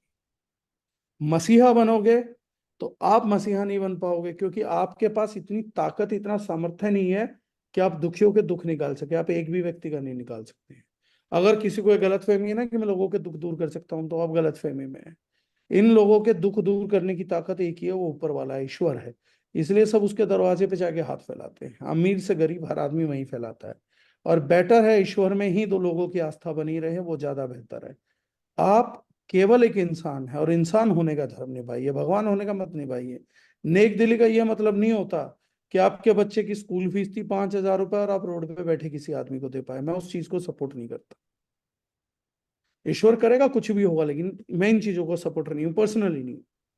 तो सच्चाई, नेक दिली, ईमानदारी, प्यार, जुनून, ये 4-5 है जो आपको ह्यूमन बनाएंगे। इसके बाद बिजनेस करने के लिए, व्यापार करने के लिए माइंडसेट लेकर आइए। जब बिजनेस करने का माइंडसेट आ जाए तो डिसिप्लिन ब्रिंग करिए। डिसिप्लिन का मतलब है रोज मीटिंग लगानी है तो मीटिंग लगानी है, सेमिनार करना तो सेमिनार करना है। अच्छा कुछ नहीं लगेगा लेकिन जरूरी है। कोल्ड कॉलिंग करनी है तो करनी है, उस पर रिजल्ट निकालना है तो निकालना है, डिसिप्लिन आएगा। क्लोजिंग डेली करनी है तो करनी है, टीम से बात करनी है तो करनी है। 5 घंटे की नींद, 6 घंटे की नींद से काम चल जाएगा, करना है तो करना है भाई। Third thing we require is discipline. Fourth thing we requires is skill. Skill set का ट्रेनिंग करिए। अगर नहीं आता है, स्किल सेट किसी अनुभवी व्यक्ति से ले लीजिए, और अनुभवी व्यक्ति उसकी कुछ भी कीमत मांगे दे दीजिए, बहुत सस्ती है। स्किल सेट के बाद फिर लग जाएगा आपका एग्जीक्यूशन के लिए, फिर दोबारा फ्रेम में आ जाएगा अगेन माइंडसेट। स्किल सेट आने के बाद सबसे जरूरी चीज है स्ट्रेटेजी। क्या करना है, कैसे करना, उसको प्लान करो और बाकी 30 दिन उसी को एग्जीक्यूट करो। और स्ट्रेटेजी के बाद सबसे बड़ी 2 जरूरी चीज हैं। स्ट्रेटेजी अगर कामयाब हुई और उतना बिजनेस कर लिया या नहीं कर पाए, अगर आपकी स्ट्रेटेजी फेल हुई, आप वो बिजनेस नहीं कर पाते हैं, तो पहली बात तो है बचे हुए टाइम से पहले रिवीजन कर लीजिए, स्ट्रेटेजी रिवाइज करिए। फिर भी किसी कारणवश अगर आपकी स्ट्रेटेजी नहीं इंप्लीमेंट हो पाई, तो सबसे बड़ी बात है इंट्रोस्पेक्शन करिए, जिसको हम बोलते हैं आत्मावलोकन। और अब सबसे काम की चीज बता रहा हूं साहब, अगर आपकी स्ट्रेटेजी सक्सेसफुल रही, आप कामयाब रहे, तो जिन जिन लोगों ने आपके साथ उस स्ट्रेटेजी का जो हिस्सा थे और कामयाब हुए हैं, तो सबसे जरूरी चीज है पार्टी। सबसे महत्वपूर्ण चीज है जिसको आप मिस करते हैं। हर सफलता को सेलिब्रेट करना चाहिए। उसका एक तरीका होना चाहिए कि हम यहां मिलेंगे और पार्टी करेंगे। उस 2-3 घंटे के अंदर सिर्फ और सिर्फ पार्टी। कोई काम की बात नहीं, कोई फालतू बात नहीं, क्योंकि आपने मेहनत करी, आपने दिमाग लगाया, आपने सफलता हासिल करी। सफलता जश्न मांगती है साहब। छोटी सफलता छोटा जश्न, बड़ी सफलता बड़ा जश्न। इसमें मैं लिकर को प्रमोट नहीं कर रहा हूँ, मैं खुद नहीं पीता हूँ, लेकिन मैं सफलता का जश्न मनाता हूँ। कभी सारे जने बस सफलता का और पार्टी का एक ही मतलब समझे। तो पार्टी बनती है सर। ब्रेन को रिवार्ड नहीं करोगे तो अगली बार मोटिवेशन नहीं करेगा, अंदर से मोटिवेशन नहीं आएगा। तो सफलता के लिए भागो ताकि 1 तारीख को सेलिब्रेट कर सको। हाँ, सेलिब्रेशन का कल्चर नहीं है अगर आपकी टीम में, तो लोग सफल होना बंद कर देंगे।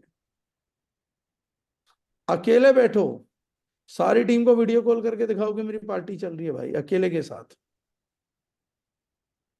लोगों में कल्चर डालो कि 1 तारीख को मैंने पार्टी मिस कर दी। बहुत जरूरी है लाइफ के अंदर, बहुत ज्यादा जरूरी है।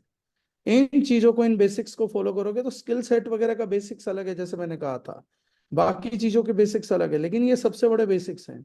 इन बेसिक्स के बाद बाकी चीजें तो आपको गूगल भी सिखा देगा, बाकी बहुत कुछ सिखाएंगे, लेकिन ये बेसिक्स हैं जो आपको प्राथमिकता में लगेंगे। इनके बिना आपकी कहानी आगे नहीं बढ़ेगी। ये तो प्राइम है, ये सबसे जरूरी चीज है। फिर टीम का बेसिक है, लीडरशिप का बेसिक आएगा अलग से, प्रोडक्ट के बेसिक्स आएंगे, बहुत सारे बेसिक्स है जो सीखने हैं अभी। अगर आप लीडर हो तो लीडरशिप का बेसिक अलग है। डाउनलाइन के सामने बिहेव कैसे करना है, अपलाइन के सामने बिहेव कैसे करना है, ये बेसिक्स ही नहीं आता हमारे लोगों को। कमाल की बात है ये। अपलाइन का फोन कैसे उठाना होता है उसका भी तरीका होता है, मालूम ही नहीं है लोगों को, इसका एजुकेशन ही नहीं हुआ कभी। डाउनलाइन को किस मीटिंग में लेके साथ बैठ सकते हैं, किस मीटिंग में साथ लेकर नहीं बैठ सकते, इस तक की जानकारी नहीं है। ये भी एक बेसिक्स है बहुत बड़ा। कितनी ज्वाइनिंग एक व्यक्ति को एक्सपेंड करनी चाहिए, कितना समय देना चाहिए, बेसिक्स है सर। डाउनलाइन से क्या बात कर सकते हैं, क्या बात नहीं कर सकते, सोशल मीडिया पे क्या लिख सकते हैं, क्या नहीं लिख सकते। अब मैं दो चीजें आप लोगों को काम की बताऊंगा सर। इसके बाद आपको एक बड़ा महत्वपूर्ण बेसिक देके जा रहा हूं सर। जो लोग अभी तक जुड़े हों बहुत लकी हैं। एक बड़ा महत्वपूर्ण बेसिक देके जाऊंगा आज। पहला जो बेसिक है, सबसे महत्वपूर्ण बेसिक, सफलता का सबसे महत्वपूर्ण बेसिक। एक व्यक्ति बैठा था, बच्चा बैठा था पार्क में, आइसक्रीम खा रहा था। तो एक सज्जन मेरे जैसे, जो ज्यादा पढ़े लिखे हो जाते हैं, इंटेलिजेंट, जिन्हें लगता है दुनिया का सारा ज्ञान सारी नॉलेज उनके पास है, तो उस बच्चे के पास चला गया। तो बोला आइसक्रीम खा रहा है? बोला हाँ। बोला आइसक्रीम मत खाया कर। बोला क्यों? बोला उम्र छोटी रह जाती है।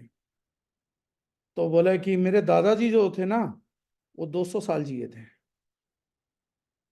तो बोले क्यों, तेरा दादा भी आइसक्रीम खाता था? बोले ना, जेन्युइन आदमी था, अपने काम से काम रखता था, दूसरों के काम में टांग नहीं अड़ाता था, बहुत लंबा जिया। तो पहला बेसिक्स है लाइफ का सर, अपने काम से काम रखिए, दूसरों के काम में टांग मत अड़ाइए। वरना आइसक्रीम खा रहे हो कि नहीं खा रहे हो, उम्र छोटी हो जाएगी साहब। किसी आइसक्रीम खाने वाले को ज्यादा टोकने जाओगे, उसके यूपी यूपी का कहीं का हुआ और निकल गई, थोड़ा सा बंदूक बंदूक, दो गोली अंदर मारेगा, वो आइसक्रीम खाएगा और आप गोलियां खाओगे, काम पूरा हो जाएगा। अपने काम से काम रखना सीखिए। लोगों को डिस्कस मत करिए, उनके जीवन में मत घुसिए। किसका किसके साथ क्या चक्कर चल रहा है हमें क्या लेना देना, किसकी वोट में लड़ाई किसके साथ है हमें क्या लेने देना। अपनी वोट डाल के आनी है, वो डाल के आ जाएंगे। दूसरे ने किसकी वोट डाली क्या लेना देना। जो कोई पूछेगा तो बता देंगे, अगर कोई कहेगा, अब मेरे से कोई पूछेगा वोट किसको दो, तो मैं तो खैर किसी को भी दे दूंगा, मोदी राहुल गांधी, ऐसा मेरे से कोई भी पूछ लो। तो मैंने अगर बोला कि मोदी को, तो अगर अगला बोले मोदी को नहीं केजरीवाल को देनी है, तो बोलो भाई केजरीवाल को दे सकते, तूने पूछा था मैंने बता दी, गलती हुई हो तो माफी, तू केजरीवाल को दे क्या, केजरीवाल जी संघर्ष करो, हम तुम्हारे साथ हैं। हमारा काम वोट डालना है, दूसरे से बहस करना नहीं है, केजरीवाल की वोट मांगना मेरा काम नहीं है। पता लगे मैं केजरीवाल की वोट मांगने गया, अगले ने मेरा शैम्पू भी लेना बंद कर दिया। नहीं चाहिए मुझे केजरीवाल जी की, मोदी जी की जीत, मेरा शैम्पू बिकता रहे भाई। मेरे को अपने काम से काम रखना है। क्या ये सीख सकते हो? तो ये नायाब सीख है। जी सर, जी सर सर। मैं आपको बताऊं, उसका उसके साथ चक्कर चल रहा है भाई, मेरा टाइम बहुत कीमती, किसी का किसी के साथ चक्कर चले रे। परमात्मा करे सबका सबके साथ चक्कर चले, पर जिसका भी चक्कर चले वो अपनी गर्लफ्रेंड को मेरा शैम्पू गिफ्ट करे और उसकी गर्लफ्रेंड उसको मेरा शेविंग जेल गिफ्ट करे। बस मेरा इतना चक्कर चलता रहे, सब कुछ सफल है मेरी लाइफ के। मुझे क्रैप चीजों को डील नहीं करना। सर सोशल मीडिया पे पता आजकल किसका माहौल चल रहा है, मेरा चल रहा है या मेरा नहीं चल रहा है, बस केवल इतना। किसका चल रहा मुझे क्या मतलब है, मेरा नहीं चल रहा मुझे उससे मतलब है भाई साहब। लिटरली एक इंसिडेंट बताता हूँ। मेरे एक दोस्त हैं, वो सुन ना लें कहीं, पर सुन भी लेंगे क्या, मैंने तो करा ही था उनके साथ। वो फरारी लेके आया, मैं बैठा हुआ था, फरारी गाड़ी, रेड कलर की फरारी लेके आया। मैं कुछ काम कर रहा था टेबल पे बैठा हुआ। तो बोला देख बाहर गाड़ी खड़ी है, मैंने नई गाड़ी ले ली फरारी, देख तो ले। तो मैंने कहा रुक जा, मैं काम खत्म कर लूँ फिर देखूंगा। 2-4 मिनट बैठा रहा, फिर बोले बाहर लाल गाड़ी देख, तू फरारी नई लेके आया हूँ। तो मैंने कहा रुक जा यार मैं काम कर लूँ। तीसरी बार फिर बोल दिया। तो मैंने उसको प्रपोजल दिया। मैंने कहा एक काम करेगा, मैंने कहा मुझे एक बार गर्लफ्रेंड के साथ आगरा जाना है, तू फरारी दे देगा एक दिन के लिए? बोला गाड़ी तो मैं नहीं दूंगा तेरे को। तो मैंने कहा मेरी बला से फिर तू ताजमहल ले, मुझे क्या करना तेरी गाड़ी देख के, चाहे लाल रंग की हो चाहे पीले, जब तूने मुझे देनी ही नहीं तो मेरा क्या काम है भाई। तो चाहे तू फरारी ले, चाहे तू प्राइवेट जेट ले, जब मुझे देना ही नहीं तो मैं देखने में टाइम ही इन्वेस्ट क्यों करूंगा। यारी दोस्ती निभाता, एक दिन गर्लफ्रेंड को घुमाने के लिए फरारी देता हो, तो मैं भी कष्ट उठाऊं, कुर्सी से उठूं और तेरी फरारी देखूं। नहीं तो मैं जितेंद्र डागर हूं, काम से काम रखता हूं भाई साहब, आई एम सॉरी। ये जो काम कर रहा हूं, तेरी फरारी तो नहीं, लेकिन हाँ मेरी एंडेवर इससे चल रही है भाई साहब, मैं इससे चला लूंगा जयराम जी की। आप अपनी फरारी देखो, मैं अपना काम देखूं। तो अपने काम से काम रखना सीखो सर, क्योंकि वही आपको दे रहा है। आपकी साइकिल भी फरारी है क्योंकि आपके काम से आई है, और दूसरी की फरारी भी साइकिल है। जब आपको मिलनी ही नहीं तो क्यों उसकी फरारी के सपने देख रहे हो, अपनी साइकिल के सपने देखो। काम से काम रखना बहुत कीमती सलाह है। 90% लोग ये नहीं करते, दूसरों के कमेंट में घुसे रहेंगे। वो मैं देख रहा था, तेरी कंपनी में ऑर्गेनिक लिखा है, ये ऑर्गेनिक नहीं है, वो ऑर्गेनिक है, फलाना नहीं है। अरे तुझे क्या करना है? तेरा माल बिक रहा तो बेच ले, नहीं बिक रहा तो छोड़ दे। दूसरे के पंगे में काहे पैर डाल रहा भाई? बने हुए हैं आकलन मंत्री। किसने तुम्हें आकलन करने के लिए बोला है? फेसबुक पे अगर ऐसे कमेंट करोगे ना, झूठा सच्चा करने लगे। फेसबुक पे भारत भारत में 60 करोड़ अकाउंट है। हर सही चीज को गलत और गलत चीज को सही करने लगोगे तो केवल आपकी आयु 55,000 करोड़ साल होनी चाहिए, सिर्फ एक 10 लाख रुपए चेक बनाने के लिए। सर उसकी कंपनी गलत है, उसकी सही है, मुझे नहीं पता किसने क्या लिखा हुआ है, किसकी कंपनी ऑर्गेनिक है, किसकी नहीं है, जैविक भारत क्या है, जैविक भारत क्या नहीं है, कौन सही बोल रहा है, कौन गलत बोल रहा है। मैं तो मेरी फेसबुक पे भी कोई नेगेटिव कमेंट करते तो एक ही बात लिखता हूँ, बात तो आपकी भी सही है, कौन बहस करे। मैं 36 बार वो स्टेटस अपडेट कर चुका हूँ कि अगर आज की तारीख में मुझे कोई बोलेगा सर आज मैंने हाथी उड़ता हुआ देखा, तो मैं बोलता हूँ सुबह मेरी बालकनी पे बैठा था, मैंने लठ मार के उठाया था। कौन एक्सप्लेन करे हाथी नहीं उड़ता भाई? काम से काम रखो। लास्ट चीज, सोशल मीडिया पे अपने काम के रिलेशन के अलावा ना तो स्टोरी स्क्रॉल कर देना ना फीड। जिसने सोशल मीडिया पे फीड स्क्रॉल कर दी वो इस जीवन में कामयाब हो ही नहीं सकता। मैंने पिछले दिनों अपना सोशल मीडिया अकाउंट डीएक्टिवेट कर दिया था 14 दिन के लिए, और नेटवर्क मार्केटिंग की बुराइयां, असफल लोग ऐसे गायब हो गए। तब 14 दिन बाद फेसबुक ने मेरा अकाउंट 2 बार एक्टिवेट किया, और मेरे को दूसरी स्टोरी दिखी एक आदमी की, और मेरे दिमाग में पता क्या कहा, ये मर नहीं गया था, ये जिंदा कैसे है?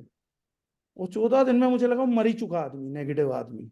और ना मेरे को बड़ी उसकी स्टोरी परेशान करती थी, तो मेरे को लगा वो मर गया 14 दिन में। 15 दिन मुझे झटका लगा, वो ये अभी भी जीवित है, ये अभी भी नेगेटिव बातें कर रहा है, मेरे बारे में नहीं, वो दुनिया के बारे में बोलता रहता है। मैंने कहा अभी भी नेगेटिविटी कर रहा है। मैंने अफसोस जाहिर किया, मैंने सोशल मीडिया दोबारा क्यों ही ज्वाइन कर लिया। फिर उस दिन के बाद मैंने एक नई सीख सीखी। मैंने कहा आज के बाद मैं सोशल मीडिया में अपना काम करूंगा और निकल जाया करूंगा। आजकल मैं इसलिए मेरे कोई post like comment revert birthday wish कुछ नहीं आ रहा होगा। आज की तारीख में मैं अपनी स्टोरी अपलोड करता हूँ, अपनी पोस्ट अपलोड करता हूँ, अपना काम दुनिया को दिखाता हूँ और भाग जाता हूँ। अब जैसा हम में से कई लोग बोलेंगे दोस्तों आज तुम्हारी समझ में केमिकल फ्री नहीं आ रहा है, लेकिन एक दिन तुम पछताओगे। आपको लगता है मैंने दुनिया को एक मैसेज दिया है, और दुनिया को पता क्या पता लगता है, अब ये खुद ही बता रहा है, इसकी कोई सुन नहीं रहा, ये समझा रहा कोई समझ नहीं रहा है। उन्हें नहीं पता था, उन्हें लग रहा था सारी दुनिया समझ रही है। आपने खुद ही बता दिया मेरी कोई नहीं समझ रहा। आप फिर एक दिन सोशल मीडिया पे एक स्टेटस पोस्ट करोगे, उन लोगों को करके दिखाना है जो कह रहे थे तुझसे ना हो पाएगा।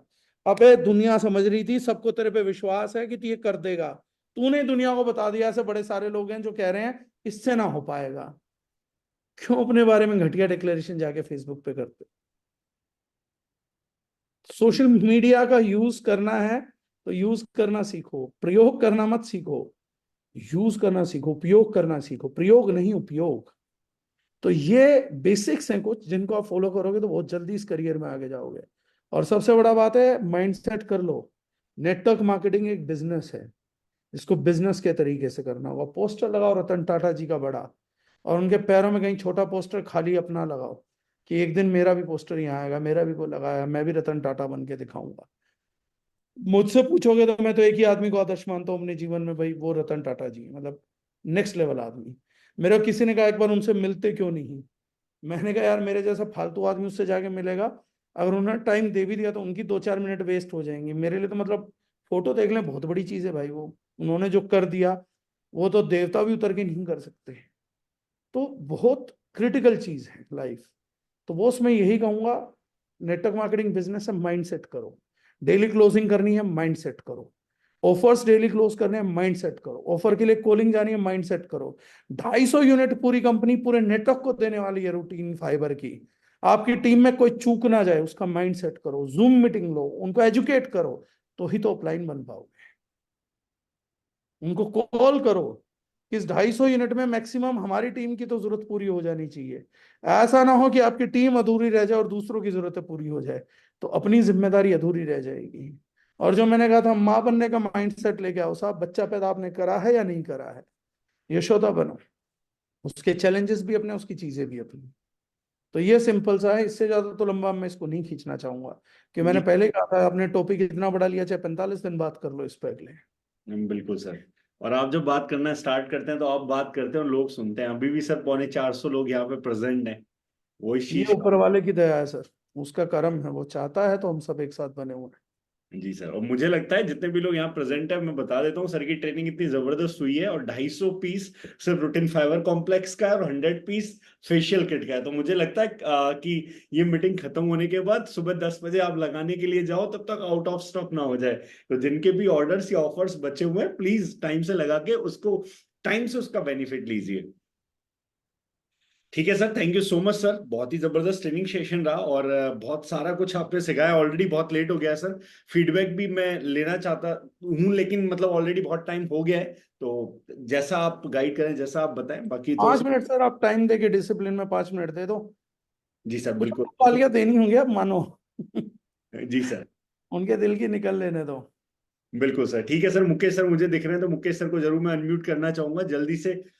थोड़े थोड़े वर्ड्स में सारे लोग अपनी जो ये भी सर तो अच्छी बात ही बोलेंगे, मैं उनको पर्सनली जानता हूँ ना, इसलिए। नहीं सर, फिर भी एक अच्छा एक्सपीरियंस है ऑलरेडी, तो ठीक है सर। जो मतलब लाइक जो हमने अभी तक सीखा और जो आप सीख रहे हैं, उसमें सर जमीन आसमान का अंतर मुझे भी खुद को दिखता है। तो that's why sir. Yes sir. Thank you very much Ankush ji and thank you very much sir. आज की इस माइंडसेट की ट्रेनिंग के ऊपर मैं सीरियसली माइंडसेट की ट्रेनिंग कहूंगा। सारा मुद्दा यहीं पे रुका हुआ है, माइंडसेट। हम सोचते क्या है। कई लोग सोच रहे हैं जी मेरी अपलाइन मेरे नीचे बंदा लगा देगी तो मेरा पे आउट बन जाएगा। कोई कहता है जी मेरी डाउनलाइन काम करने लग जाएगी तो मेरा पे आउट बन जाएगा। लेकिन लोग ये माइंडसेट नहीं बनाते भी मेरा पे आउट मेरे काम करने से। तो सारा जो मुद्दा है वो माइंडसेट का ही है। बेसिकली माइंडसेट अगर राइट डायरेक्शन के अंदर है तो आपको आपकी मंजिल पाने से कोई नहीं रोक सकता। So wonderful session sir, really blessed to have you sir, thank you so much. Thank you so much sir. बाकी लोग भी जो भी अपने अपने विचार एक्सप्रेस करना चाहते हैं, वो हैंड रेज कर दे। जिनके कैमरा ऑन होंगे मैं उसमें से अनम्यूट करूंगा पहले। यस। एंड मुकेश सर के बाद नेक्स्ट यहाँ पे मैं अनम्यूट करना चाहूंगा सुधीर त्रिपाठी जी को।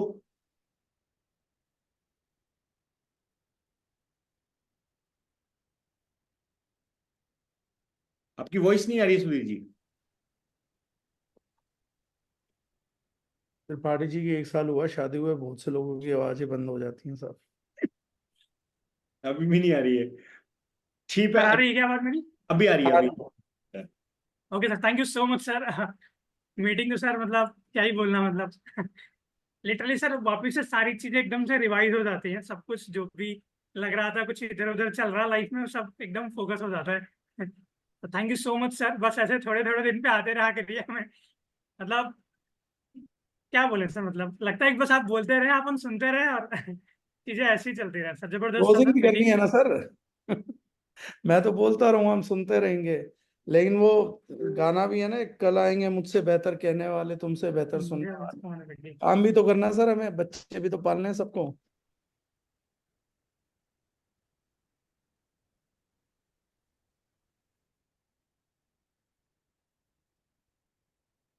चलिए अंकुश जी, 3 मिनट और है सर, जी जिसको सर। जल्दी जल्दी करना है फटाफट। आपकी कॉल पे है। सर हेलो,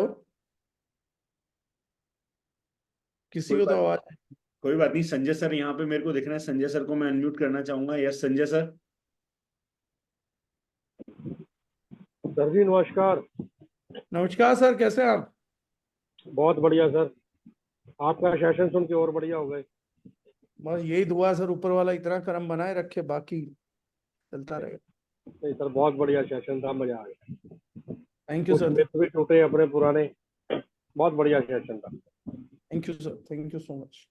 जी सर। रविंद्र चौहान सर को मैं अनम्यूट करना चाहूंगा। राहुल पाटिल जी अनम्यूट करने के लिए बोल रहे हैं, लेकिन सॉरी सर आपका कैमरा ऑफ है तो मैं अनम्यूट नहीं कर पाऊंगा आपको। Yes Chauhan sir. Good morning sir. Morning sir. Sir मजा आ गया, बहुत जबरदस्त सेशन रहा, बहुत कुछ सीखने का मौका मिला। और अब प्लानिंग करते हैं डेली क्लोजिंग की, और टीम में भी कल्चर बनाते हैं सर। राइट बहुत सर। कुछ सीखने का मौका मिला सर आज। Thank you Ravindra ji, thank you sir. Yes doctor sir. Rahul Patil ji को भी कर लेते हैं सर एक बार, वो स्पेशली उन्होंने वीडियो कैम ऑन किया बात करने के लिए। जी सर कर लेता हूँ। डॉक्टर साहब की बात करते हैं। यस डॉक्टर सर, अनम्यूट करने का ऑप्शन आ रहा होगा। हेलो जी सर। जी नमस्कार डॉक्टर साहब। डॉक्टर साहब वादिया। नमस्कार sir, good morning sir, good morning, नमस्कार सर। बहुत ही जबरदस्त सेशन था, सभी लोग बोल रहे हैं, सभी तारीफ कर रहे हैं, और मुझे तो तारीफ करना भी नहीं आता। आप लोग तो बहुत अच्छा है sir. Thank you sir, thank you sir. Mind, मुझे लगता है कि लोगों के पास शायद थिंकिंग पावर ही नहीं होता है, क्या सोचना है वो भी पता नहीं होता है, और उसके लिए आपकी जरूरत बहुत ज्यादा होती है, मुझे ऐसा लगता है। क्या सोचना है वही नहीं मालूम है सर। मैं आपकी पहली बात से तो सहमत था सर, पर दूसरी आपने कॉम्प्लिकेट। मुझे लगता है सर कि क्या सोचना है ये भी अगर लोगों को सिखाना पड़े तो कैसा होगा सर। बस यहीं तक लोगों को लेके आना सर, और जिस दिन वो ये सीख गए ना कि जी सोचना क्या, उस दिन उन्हें मेरी जरूरत नहीं होगी सर। उस दिन वो अपने आप से अपने सवालों के जवाब ढूंढेंगे सर। और यहीं बिल्कुल तक तो सर, लेके आना, मेहनत ही वहां तक है केवल, और तो कोई मेहनत ही नहीं है। बस वहीं तक बिल्कुल लेके आना है ये खेल सारा बस। बिल्कुल सर, आपका ज्ञान मिलता रहेगा, और मैं बिल्कुल कोशिश कर रहा हूँ सर, थैंक दिल यू से। सर। थैंक यू सर, बस आपके मार्गदर्शन की जरूरत है, मैं चल रहा हूँ। साथ में मिलता रहे sir. Thank you sir, thank you. जी Rahul sir. Thank you sir. मैं आपको पहले तो मेरा पूरा एंटायर टीम की ओर से आपको एक छोटा सा कॉम्प्लीमेंट देना चाह रहा हूँ।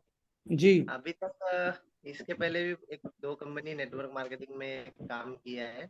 लोगों का ये कहना है कि सर आप पूरा प्रैक्टिकल बात करते हो, जो हो सकता है उसी के ऊपर बात करते हो, और जो इजीली हो सकता है उसी के ऊपर बात करते हो। और स्पेशली लोग अभी तक क्या होता है, हम लोगों को पकड़ पकड़ के मीटिंग में बिठा देते हैं। आपका अगर सेशन किसी को दिखता है तो सुबह से पूछता है कि सर ये इसका टाइम क्या है, और आपका अगर सेशन तो खुद मानते हुए आते हैं कि सर अगर सेशन है तो हमें लिंक दीजिए। एक्चुअली मेरा पूरा टीम की ओर से मैं आपको एक कॉम्प्लीमेंट यही देना चाह रहा था बहुत दिनों से। Thank you sir, thank you so much. इस बार मुझे मुंबई में महसूस हुआ, मुंबई एक नेटवर्क मार्केटिंग के इवेंट में गया, तो वहां काफी लोगों ने मुझे आइडेंटिफाई किया। तो मैंने कहा मैंने आपको पहचाना नहीं, तो कह रहे हम आपको पहचानते हैं, हम आपकी जूम अटेंड करते हैं। तो मैंने कहा दारुजनाइन में, कह रहे हम आप दारुजनाइन में नहीं, लेकिन ये मुझे इस बार पता लगा। तो आपका कॉम्प्लीमेंट अच्छा है sir. Thank you sir. Thank you sir. बिल्कुल सर, लास्ट कमेंट लेते हैं रेखा मैम का। Yes ma'am. Good morning sir. Good morning ma'am. Thank you so much sir. वही वाली बात है कि जो चीजें यहाँ पे आप बता रहे हैं ना सर, ये तो अनबिलीवेबल है कि हम सोच भी नहीं सकते थे कि हम किस प्लेटफॉर्म के साथ काम कर रहे हैं और हमारे टीचर कैसे मिले हैं। आई एम लकी सर कि हमें जो चीजें आप बता रहे हो पूरा ऐसा नोट डाउन किया है और बिल्कुल करेंगे। जो चीजें हम सोचते हैं वो नहीं कर पाते हैं, मतलब सोचते क्या है और करते क्या है, तो वो चीजें थोड़ी सी माइंड जैसे टाइम के साथ साथ चेंज हो जाता है। तो ये चीजें पे हम फोकस करेंगे सर कि माइंड सेट रहे और जो हमें चाहिए उस पर पूरा फोकस करके हम अपना टारगेट कंप्लीट करें। क्योंकि कहीं ना कहीं सिचुएशन आती है और हम लोग अपना जो रास्ता है ना उसको बदल लेते हैं सिचुएशन के हिसाब से अपने आप को। अच्छा ये ऐसा नहीं तो ऐसा कर लेंगे, वो वाली चीजें हैं सर। तो वो उस चीज पे थोड़ा सा स्ट्रोंगली हमें काम करना पड़ेगा अपने आप पे, जो कि हम अभी नहीं कर पा रहे हैं। और उसी की वजह से जो रिजल्ट जो चीजें हम चाहते हैं वो नहीं मिल पा रही है। और फिर जैसा कि आपने पैसे के बारे में बोला सर, कि ये चीज बिल्कुल सही है कि कभी कभी माइंड सेट रहता है ठीक है हम कुछ कर रहे हैं पैसा बाय डिफॉल्ट आएगा, बट एक कैलकुलेशन जो आपके दिमाग में रहनी चाहिए, वो आपके रिटर्न आपके दिमाग में रहना चाहिए कि इतना बीवी पे इतना आना चाहिए। वो चीज आपकी एज ए परफेक्ट होनी चाहिए, जिसको आप सामने वालों को भी प्रॉपर बता पाओ तो उसको समझ आएगा। क्योंकि पैसा ही समझ आता है सर, सामने वाले को पैसा ही समझ आता है। आप कितना क्या कर रहे हो, कितना प्रोडक्ट दे रहे हो, कैसे कर रहे हो, वो मैटर करता ही नहीं सर। तो लेकिन ये चीज सारी बिल्कुल पैसे के लिए तो सब बचना चाहते हैं ना, कोई बोलना ही नहीं चाहता हाँ मुझे सर पैसे से प्रेम है। हाँ वही है सर। तो वो वाली चीजें बिल्कुल सर वो मेरे साथ भी हो रही है। तो मैंने आज 2-3 प्लान ऐसे दिए हैं, तो बिल्कुल कैलकुलेशन से ही देना स्टार्ट किया है सर। वो चीजें तो गड़बड़ कर रहे थे, तो प्रॉपर कैलकुलेशन के साथ प्लान देना स्टार्ट किया है सर। और आई होप सर कि बढ़िया करेंगे इसको। ईश्वर अच्छा करेगा मैम, ऊपर वाला बहुत अच्छी है। बिल्कुल sir, thank you so much sir. Thank you ma'am, बहुत अच्छी ट्रेनिंग रही सर, बहुत अच्छा सेशन रहा आपका। थैंक यू और मैम। अरे thank you so much Ankush sir. आप लोग ma'am, yes ma'am, done ma'am. अगर गीता मैम प्रेजेंट है तो गीता मैम ने अभी हैंड रेज किया था, तो मैं उनको अनम्यूट करने की ट्राई कर रहा हूँ। यस मैम, आप अनम्यूट कर सकते हैं अपने आप को। तब तक doctor Tripathi sir. Yes sir, good evening everybody. Sir आज मेरा फोन खराब हो गया 2 बजे से। मैं बड़ा डिस्परेट था कि यार हम लोग डिपेंड हो गए हैं फोन पे कॉलिंग। मैं निकला, मैंने कहा आज तो कुछ करना है। निकला तो एक सैनिक डिपार्टमेंटल स्टोर मिला, वहां गया। मैंने कहा भैया ये जगह बहुत अच्छी दिख रही है, हमारे लिए क्या? बोले मतलब? मैंने कहा मेरा केमिकल फ्री का प्रोडक्ट है, यहाँ पे बहुत अच्छा लगेगा। बाय द वे, आप कितना इन्वेस्टमेंट कर सकते हो? बहुत ही अच्छी चीज है, आप इसको अपने अपने पे आजमाना करना। लिटरली उसने मेरा अपना नंबर दिया, मेरा मोबाइल बंद था, नंबर दिया। उसने बोला सर मैं हेलो करता हूँ, जो आपके पास है वो हमको बताइए। That was my first call. और उसके बाद एक मिश्रा जी बगल में खड़े थे, मैंने कहा क्या क्या कर रहे हो? ये सब डिटर्जेंट लेके क्या करोगे? सब पेट में जाएगा आपके। इससे फ्री होना चाहो तो केमिकल पे आ जाओ। Then he given me number. So ये है माइंडसेट। तो आपने मेरा बूस्टर डोज दे दिया है माइंडसेट का, and we will do it definitely. Thank you sir. And thank you so much everyone. कुछ हैंड और रेज और भी है, लेकिन सबको अनम्यूट करना और सबसे फीडबैक लेना भी पॉसिबल नहीं है, तो आज के लिए बस इतना ही। बाकी जो बातें सर ने आज सिखाई हैं उन चीजों को लेके इम्प्लीमेंट करते हैं। एंड जो हमारा 250 piece fibre complex and 100 piece जो हमारा फेशियल किट है, तो मेक श्योर कि आप ऑफर टाइम से अपना अवेल कर ले, ताकि आपको मिल पाए एंड ज्यादा से ज्यादा उन ऑफर्स का बेनिफिट उठाए। And thank you so much Dagar sir for this wonderful training. Definitely इसको इंप्लीमेंट करेंगे और इसके रिजल्ट्स हमारे बिजनेस के अंदर दिखेंगे। और इस महीने को विदाउट एनी रिग्रेट क्लोज करना है। इस टारगेट के साथ काम करिए और मिलके अपने आप को, अपनी टीम को साथ में मिलकर सक्सेसफुल बनाते हैं, कामयाब बनाते हैं, मेहनत करते हैं। और जो बातें आज की ट्रेनिंग में सिखाई गई है वो माइंडसेट करते हैं, और माइंडसेट करके अगले आने वाले 2 से 3 महीने में एक टारगेट करते हैं। और जितने भी लोग यहाँ प्रेजेंट है, ईच वन ऑफ यू, सब लोग मिलके मेहनत करके जो आज यहाँ पे 500-600 की कैपेसिटी हम पहुंचा पा रहे हैं, उसको जल्दी से 1000 लेके जाते हैं, 1000 लेके जाते हैं। और एक एक नया एनवायरनमेंट, नया एटमॉस्फेयर, नया ऑरा पूरा दार्जिलिंग का क्रिएट करते हैं, जिससे ज्यादा से ज्यादा लोग को हम हेल्प कर पाए। Thank you so much everyone. Bye bye, take care, good night.